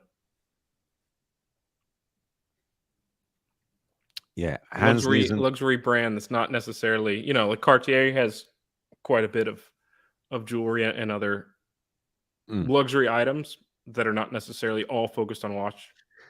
You know what? I can't actually quite figure it out, because at the end of the day, as Hans is putting it, for example, in one way, pourquoi Hermes watches today? It's a very niche product, so they could have slapped a 10,000 or 15,000 price tag on this, and I'm sure, pardon me, the numbers they move and the kind of clientele who goes for these watches would not change much. Same thing with the Bulgari Octofinissimo, for example. Right? It's a watch that lists for for $13,000. So it's more in the range of Chopard Alpine Eagle, Gérard Perregaux Laureato than Audemars Piguet Royal Oak or Patek Philippe Nautilus, even if they were available, right? So so they hold their value. I mean, are they?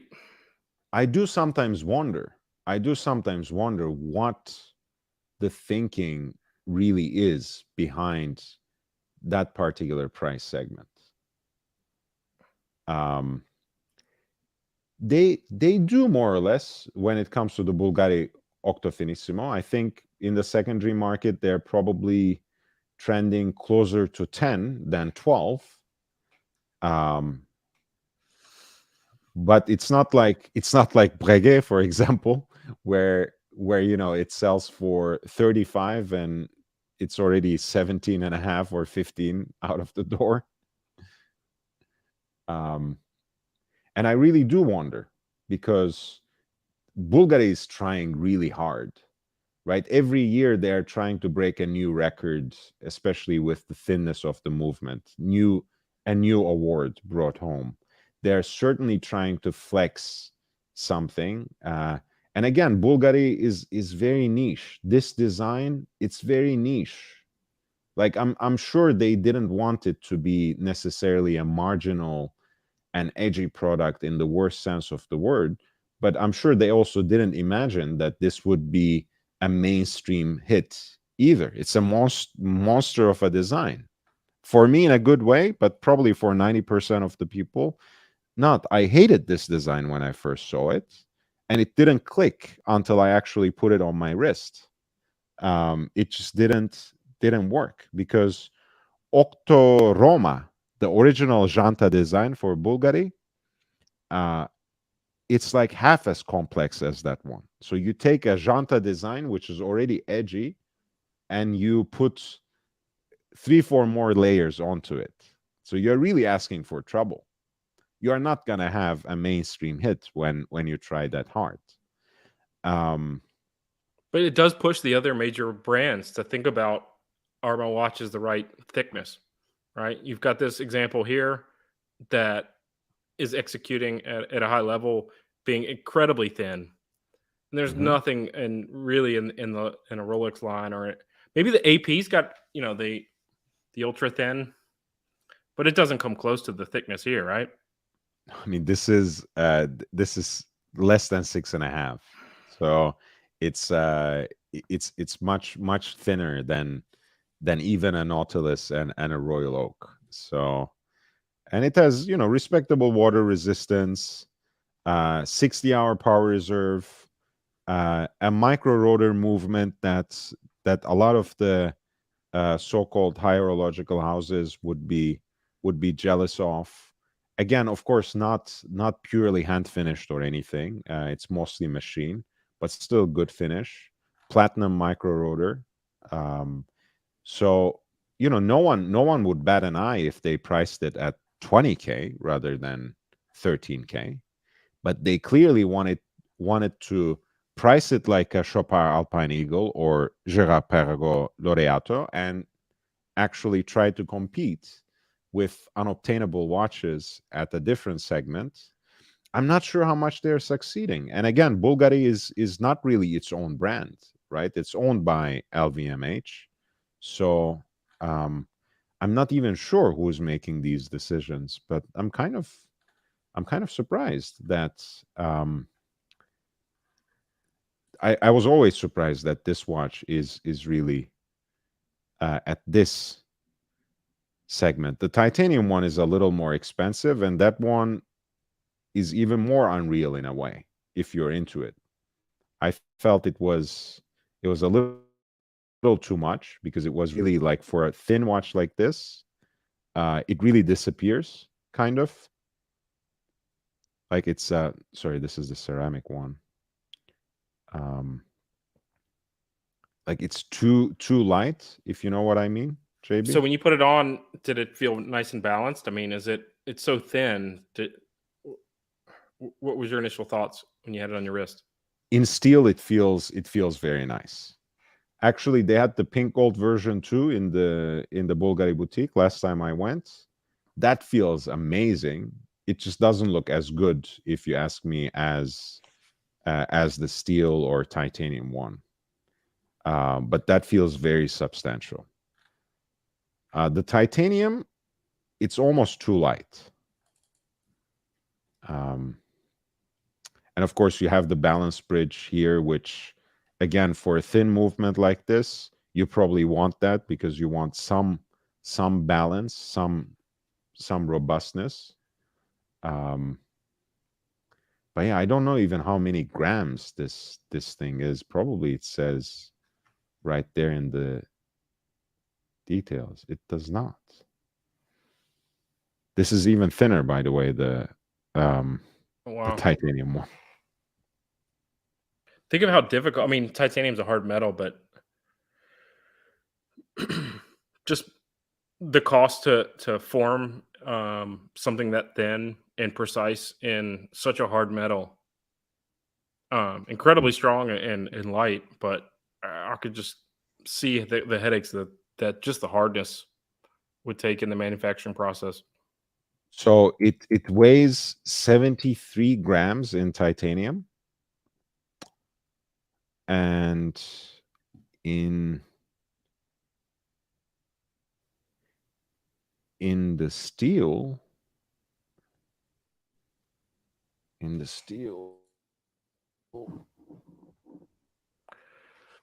So the thinnest Royal Oak, like the ultra thin perpetual calendar, is 6.3 millimeters thick.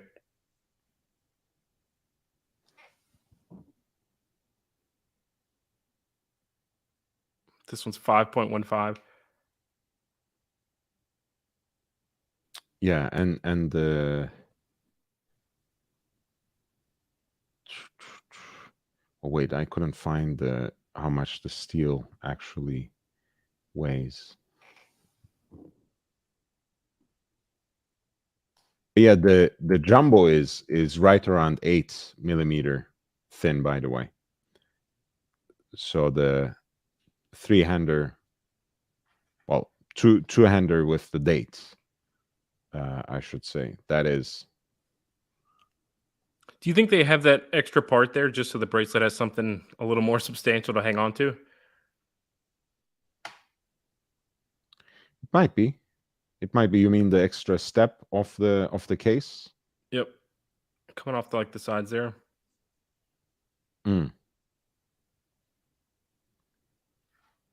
Because in the Royal Oak, you've got it kind of, coming off the side and you can hook on right there. Mm-hmm.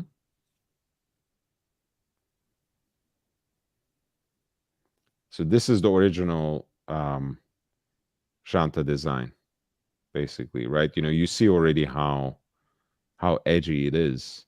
And you take something like this and basically take it, I was gonna say to the next level, but it's even much more than that. So they were really asking for some trouble there. But if nothing else, it's transitional, right? I mean, it's pushing the envelope on what's possible on here, because the execution here is being done, extremely high level. Hans Nizentos says, not for me. It feels like you're wearing a manacle. Certainly, I think it's an affected piece, huh? I can't deny that. All the beautiful saddle boxes. I collect all the horse stuff. Yeah, Hermes is great. The only Hermes I own are ties, and more power to you, man. I think Hermes always has a nice selection of ties. Very popular in the city back in my trading days. And this is as thin as an After 8 Mint. Those were delicious, man. I miss them. Come to think about it, it's thinner. I have Hans. I think my arm hair usually ends up being more prominent than a watch this thin. So I'm not sure. This Hermes ties always have the craziest little designs too. If you look at them close enough, I mean, I think people get fooled on that. In the business world, if you wear an Hermes tie too early in your career, people think you're a wannabe. So you have to wait till you're an executive, or else they give you a hard time. Yeah, I don't know even how it works at this point. I feel like, ties in general are kind of superseded. So I'm not even sure what people think of me when I wear any tie whatsoever. But yeah, those codes have been completely scrambled. And Wristwatch Holic says, I agreed, for 12K, Octo Finissimo is a good value. Lord, I'm gonna have to sign off. Thanks for having me on. Oh, no worries, man. It was beautiful having you, and thanks for sharing with us your collection and your knowledge, and also just hyping me up in general. Even as part of this conversation, I think you brought attention to a lot of little things that I did over the last few weeks, and I appreciate you for doing that. Yep, get my support, Lord. All the best. Thank you, man. Take care.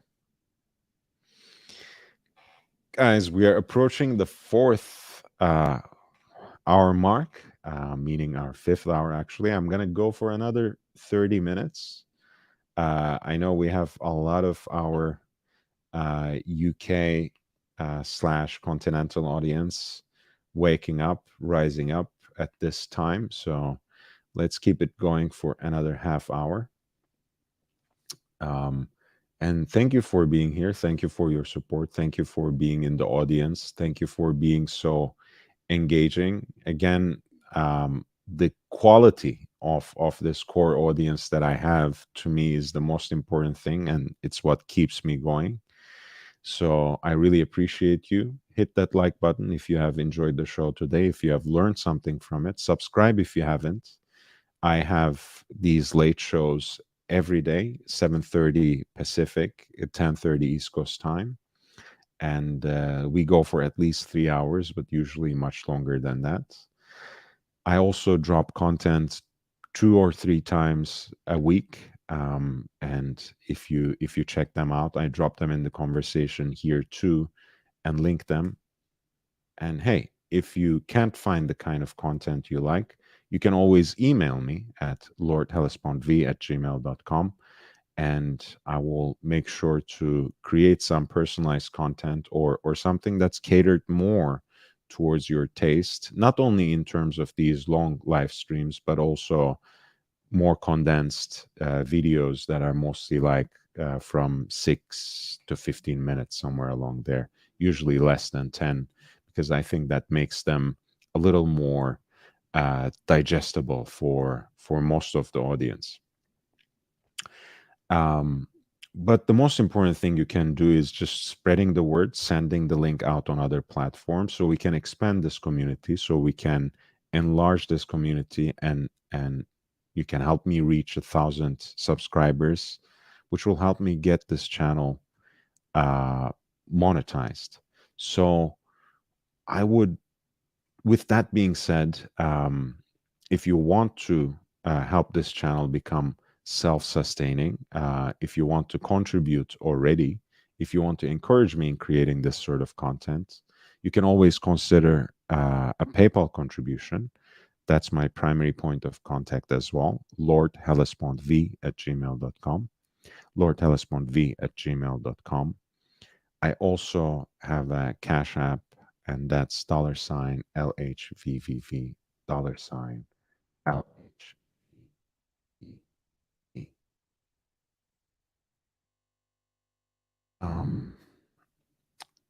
Coming back to the audience questions, hands, knees, and toes says, if anyone wore a yellow tie on the trading floor, they would get it cut off. Not sure that happens in today's time. What is the specific significance to the color yellow?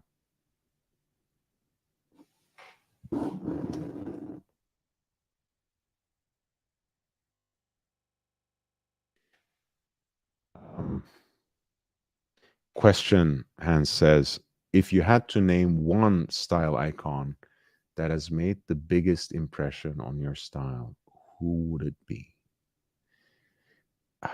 One name is always very hard, Hans. It's like saying, if you had just one watch, what would it be? And I actually have an easier question to that, because it's my father's watch, so I can cut everything else off. God forbid, lose everything else. God forbid, have to sell everything else, and I would still be fine with my Submariner. But when it comes to a single style icon, I'll put it this way. Single icon, single locus classicus, just one handy exploration of style. I'll give you one movie, and I will have an honorable mention. Steve McQueen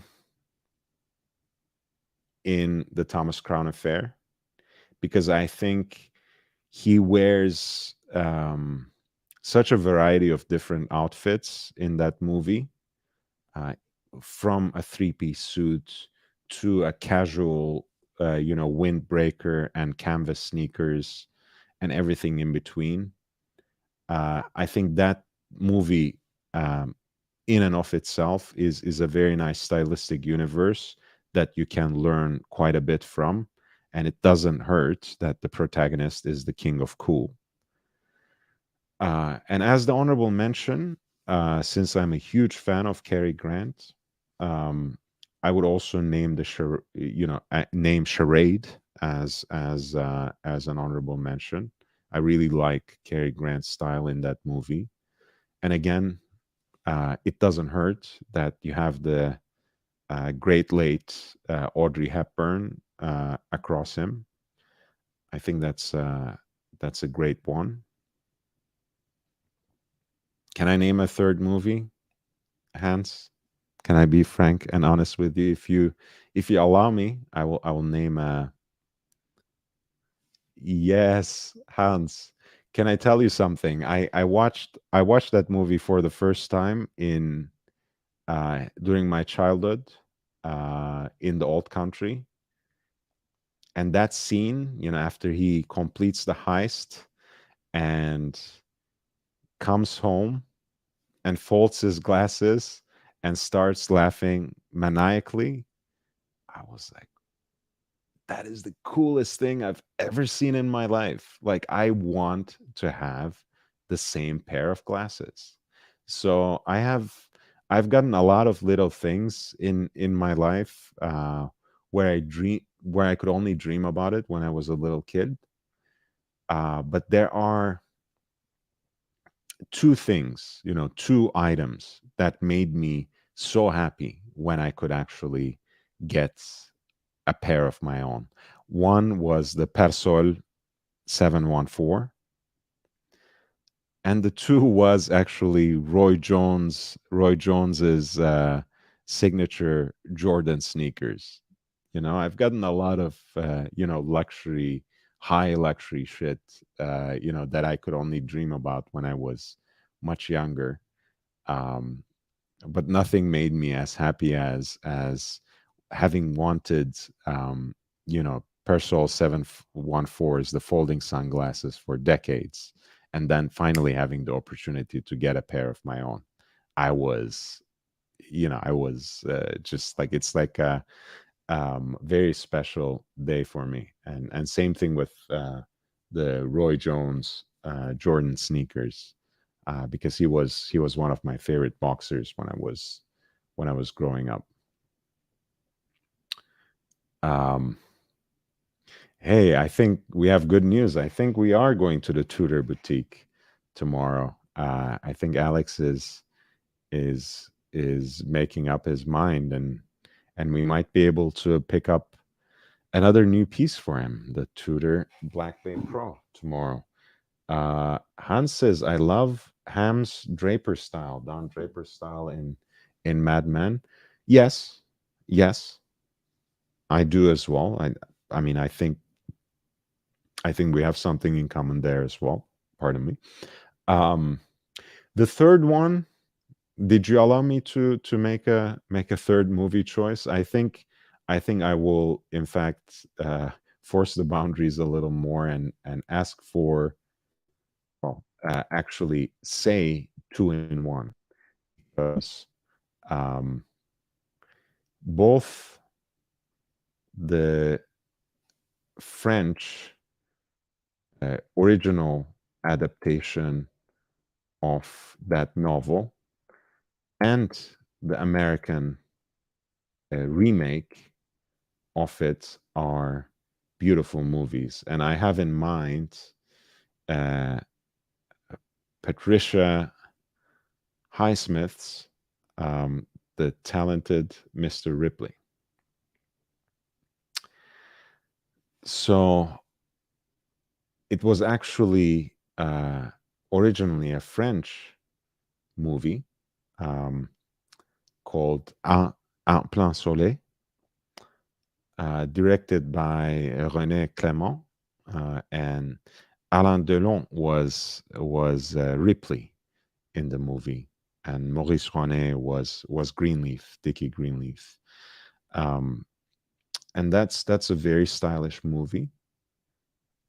Between those two characters, namely Delon and René, you have great wardrobe, great expression of style, and of course the later Anthony Minghella remake of the movie with Jude Law as Dickie Greenleaf and Matt Damon as Ripley, Tom. That's that's a great artistic vision too. I think it's a little, I have to say, between those two movies, as much as I like The Talented Mr. Ripley, and as much as I like, again, Matt Damon as an actor, I find the American version a little overbearing, a little too italicized, a little too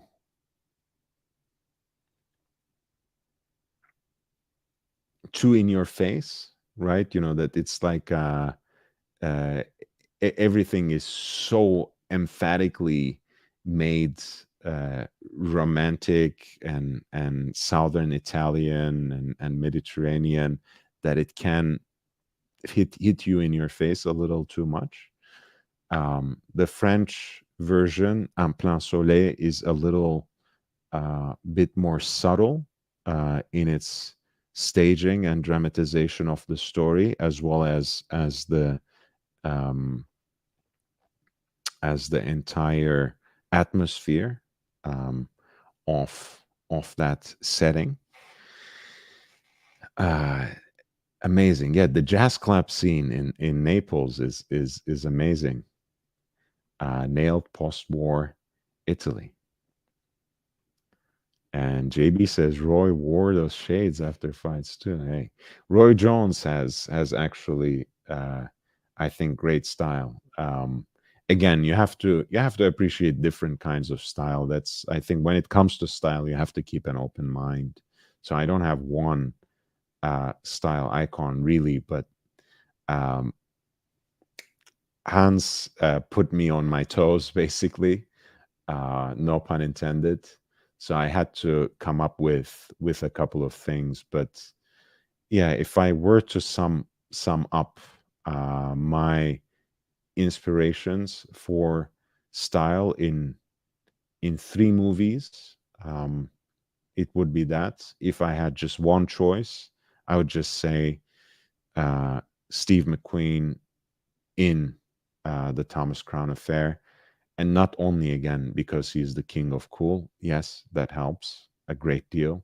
But more importantly, because that he has a very flexible and varied and diverse wardrobe in that movie that takes him to many different places, from a 3-piece suit to a nylon windbreaker, from full brogues to canvas sneakers, and everything in between. So I think if I had just one thing, that would be the icon.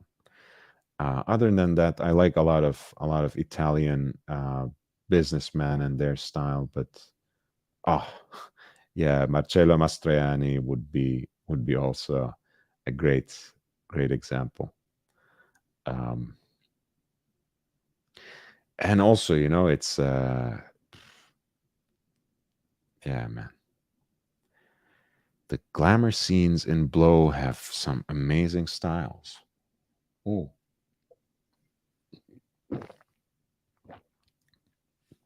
Maybe we could actually, well, I mean, we can have a live stream dedicated to this. The way I usually like doing it is when I put a few short videos in a particular genre, I like then dedicating a live stream about it. So we can talk in a different format at some length. So maybe since I started doing on my Instagram, and I will share that, pardon me. Since I started doing on my Instagram the few Thomas Crown Affair scenes, of the Reverso, and then of the tank Centré, maybe I'll make a video as well on some of my favorite watches from movies, like maybe top 5, if not a top 10. And then we can have, upon the release of that video, we can have a live stream dedicated to a discussion of stylistic inspirations from movies, watches for sure, but not only focused on watches. I think that could be an interesting topic to explore. And with that being said, by the way, guys, I know a lot of you already do follow me, but if you don't, please follow me on Instagram. I post on it almost daily, sometimes twice daily, and it's usually, again, similar kinds of content. A lot of it is horologically oriented, but also certain images, people, scenes, and advertisements that inspire me. And in a way, it has its separate life from the YouTube channel, but it's also a very similar platform as well. So I highly recommend that you check it out. And if you find something interesting, please feel free to add me there, and you will see more content coming your way on a daily basis. When it comes to Twitter, I'm genuinely desperate. So add me if you can, because I just started there.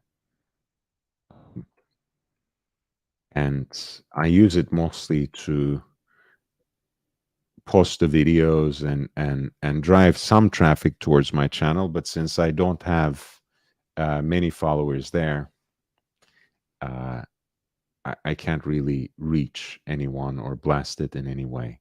So hopefully that will take off in some manner. Hans Niesen Toast, Jake says, good topic for the watches and styles in movies. And Hans says, the very first male look that I saw that made a huge impact for me was Roger Moore in Live and Let Die. Yeah, that's a great one. The black polo neck and wearing the 5513. 5513 to this day is, pardon me, is the definitive Bond watch. I know the Big Crown is very much that as well, especially with Sean Connery. But yeah, Roger Moore was just absolutely amazing. For me, it's always a close call. You know, I do love Sean Connery. I think he's still my favorite Bond. But Roger Moore expressed such a more lighthearted and humorous aspect of that Bond character that I think he's very underrated, actually. This is apparently from the set of The Man with the Golden Gun, and there he's wearing 1680, a single red, so to speak. We are more familiar with the tricked out 5513, of course, when it comes to Roger Moore. I want to pull up that look that Hans just referenced.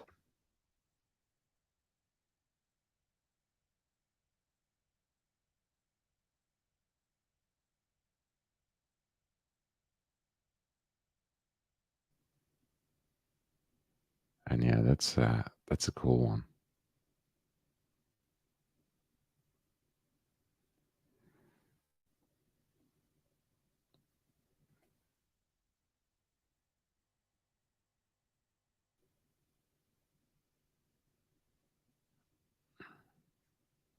Yeah, that's the 5513.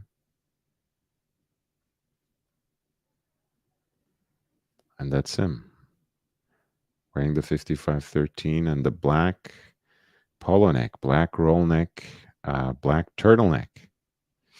And Connery was the best. Yeah, it's really a toss-up, honestly. There are days where I think Connery is by far the best. There are other days where I think, oh man, Roger Moore was pretty good too. So it's a hard decision, that one.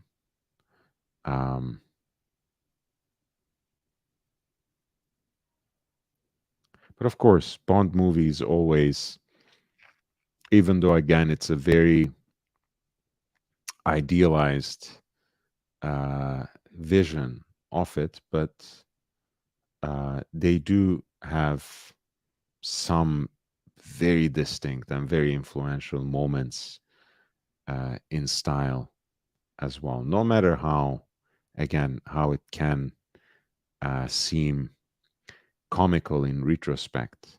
And that's one of the things that I've always liked about Roger Moore's Bond too, because he was the Bond that took himself least seriously. So if you watch any of his Bond movies at this point in time, and you find something that looks ridiculous, that looks just funny and absurd and completely belonging to the realm of fantasy, hey, the advantage with the Roger Moore Bond, especially, is that that sort of humor, that sort of lightheartedness, is already encoded in the delivery of the movie. So it doesn't feel contrived. It doesn't feel forced.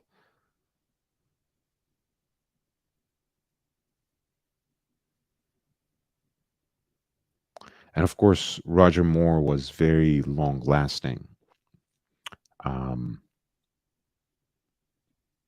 think he was already in his mid 60s, right, when he played Bond the last.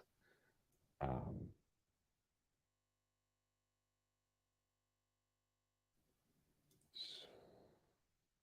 let's check that out.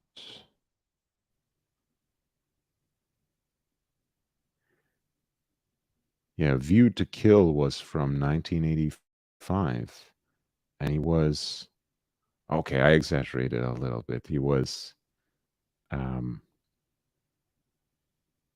he was what, 60, 67, 68? Sorry, 57, 58. It's still, pretty old for that particular character. What did you think of Timothy Dalton and Pierce Brosnan? I'm trying to remember who was saying Dalton is the best in the audience just the other day. I think Dalton was a little too butch for me, RJ. Again, Sean Connery was also, I think, um, he had the jokes too. He could at least have a sense of humor about it once every so often. For me, Dalton was a little too severe.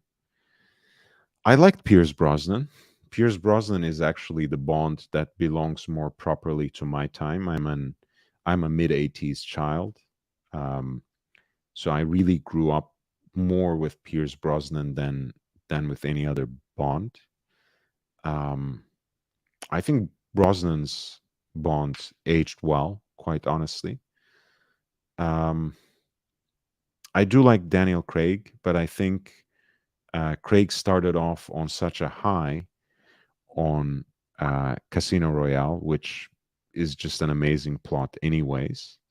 But that was a movie that's very well made, um, and it also had the benefit of having one of the greatest Bond villains in front of him, Monsieur Le Chiffre, um, cast with Mads Mikkelsen. So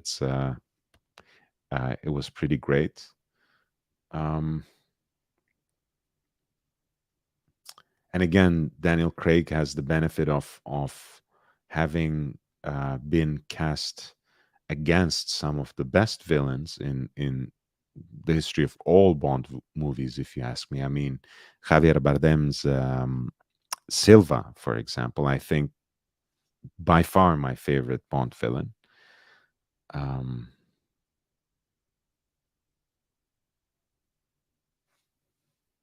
yeah, the criticism of Dalton was that he wasn't suave enough, and the lack of sex appeal.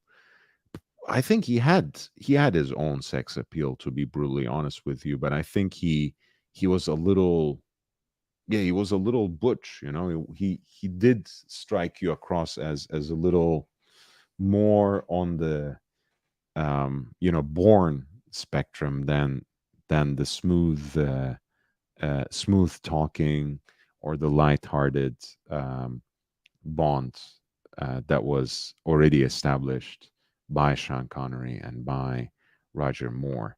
I think Lazenby, just having played one movie, is always going to be an afterthought. But I think actually it was pretty damn good in that one movie, uh, in Her Majesty's Secret Service.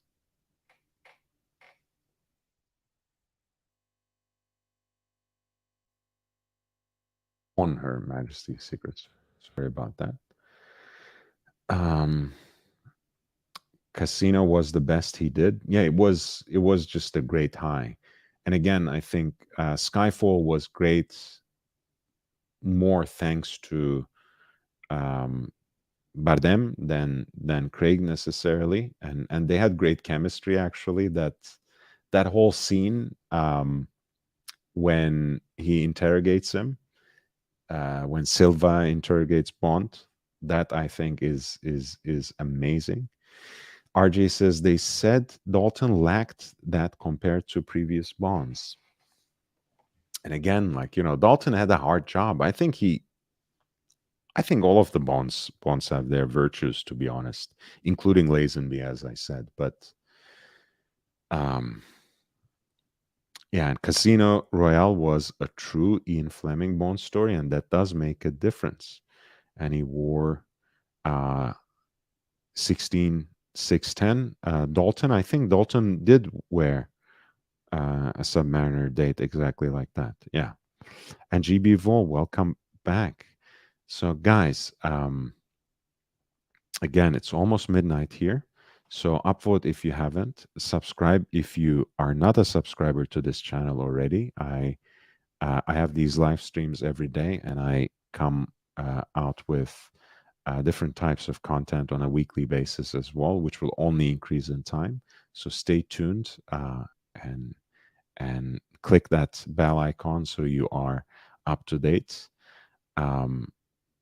Spread the word, share the link on other platforms, and help me get to 1,000 subscribers.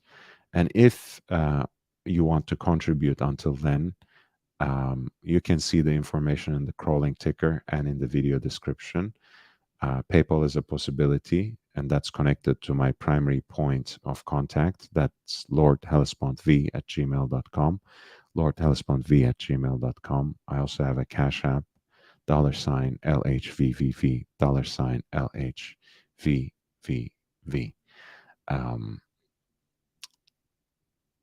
Again, it's in the ticker, it's in the description. I just want to check out Timothy Dalton's Bond watch, which I think at least in one instance, remember it being sub 8, but we are getting confused. I don't want to leave my viewers with that, but yes, in License to Kill, I think he's wearing 16610.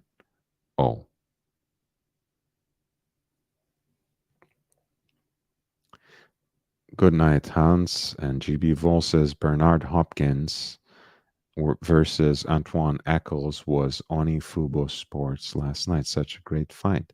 Yeah, B-Hop is always a legend. I think one of the best pure fighters, because he had all the so-called dirty tricks up his sleeve to properly trained Philly fighter.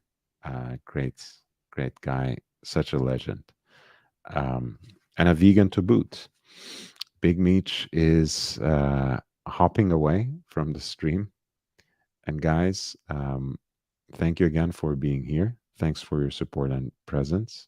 Please upvote on the way out for this 4.5 hour long stream, where Alex very generously came in and shared his entire collection and his new Rolex Cellini dress watch with us. JB again was really kind and shared 3 pieces from his collection with us, and was always a great conversationalist, great company. And Aussie Expat, my consistent co-pilot and co-host, he came in at the very outset and shared with us his wife's 2-piece collection, which just grew into those 2 pieces with the purchase of that candy pink OP36 along with the Yachtmaster 37 in Ever Rose. I think that's a beautiful, beautiful two-piece collection. And I can't wait to share more with you tomorrow. I think we are going to the Tudor boutique, wristwatch holic Alex and I at the very least, and maybe we can convince some other folks from the Los Angeles area to come with us. Stay tuned, and until then, I bid you adieu. I'll see you on the next one. Subscribe, like, and spread the word so I can reach 1,000 subscribers, guys. Thank you. I'll see you soon.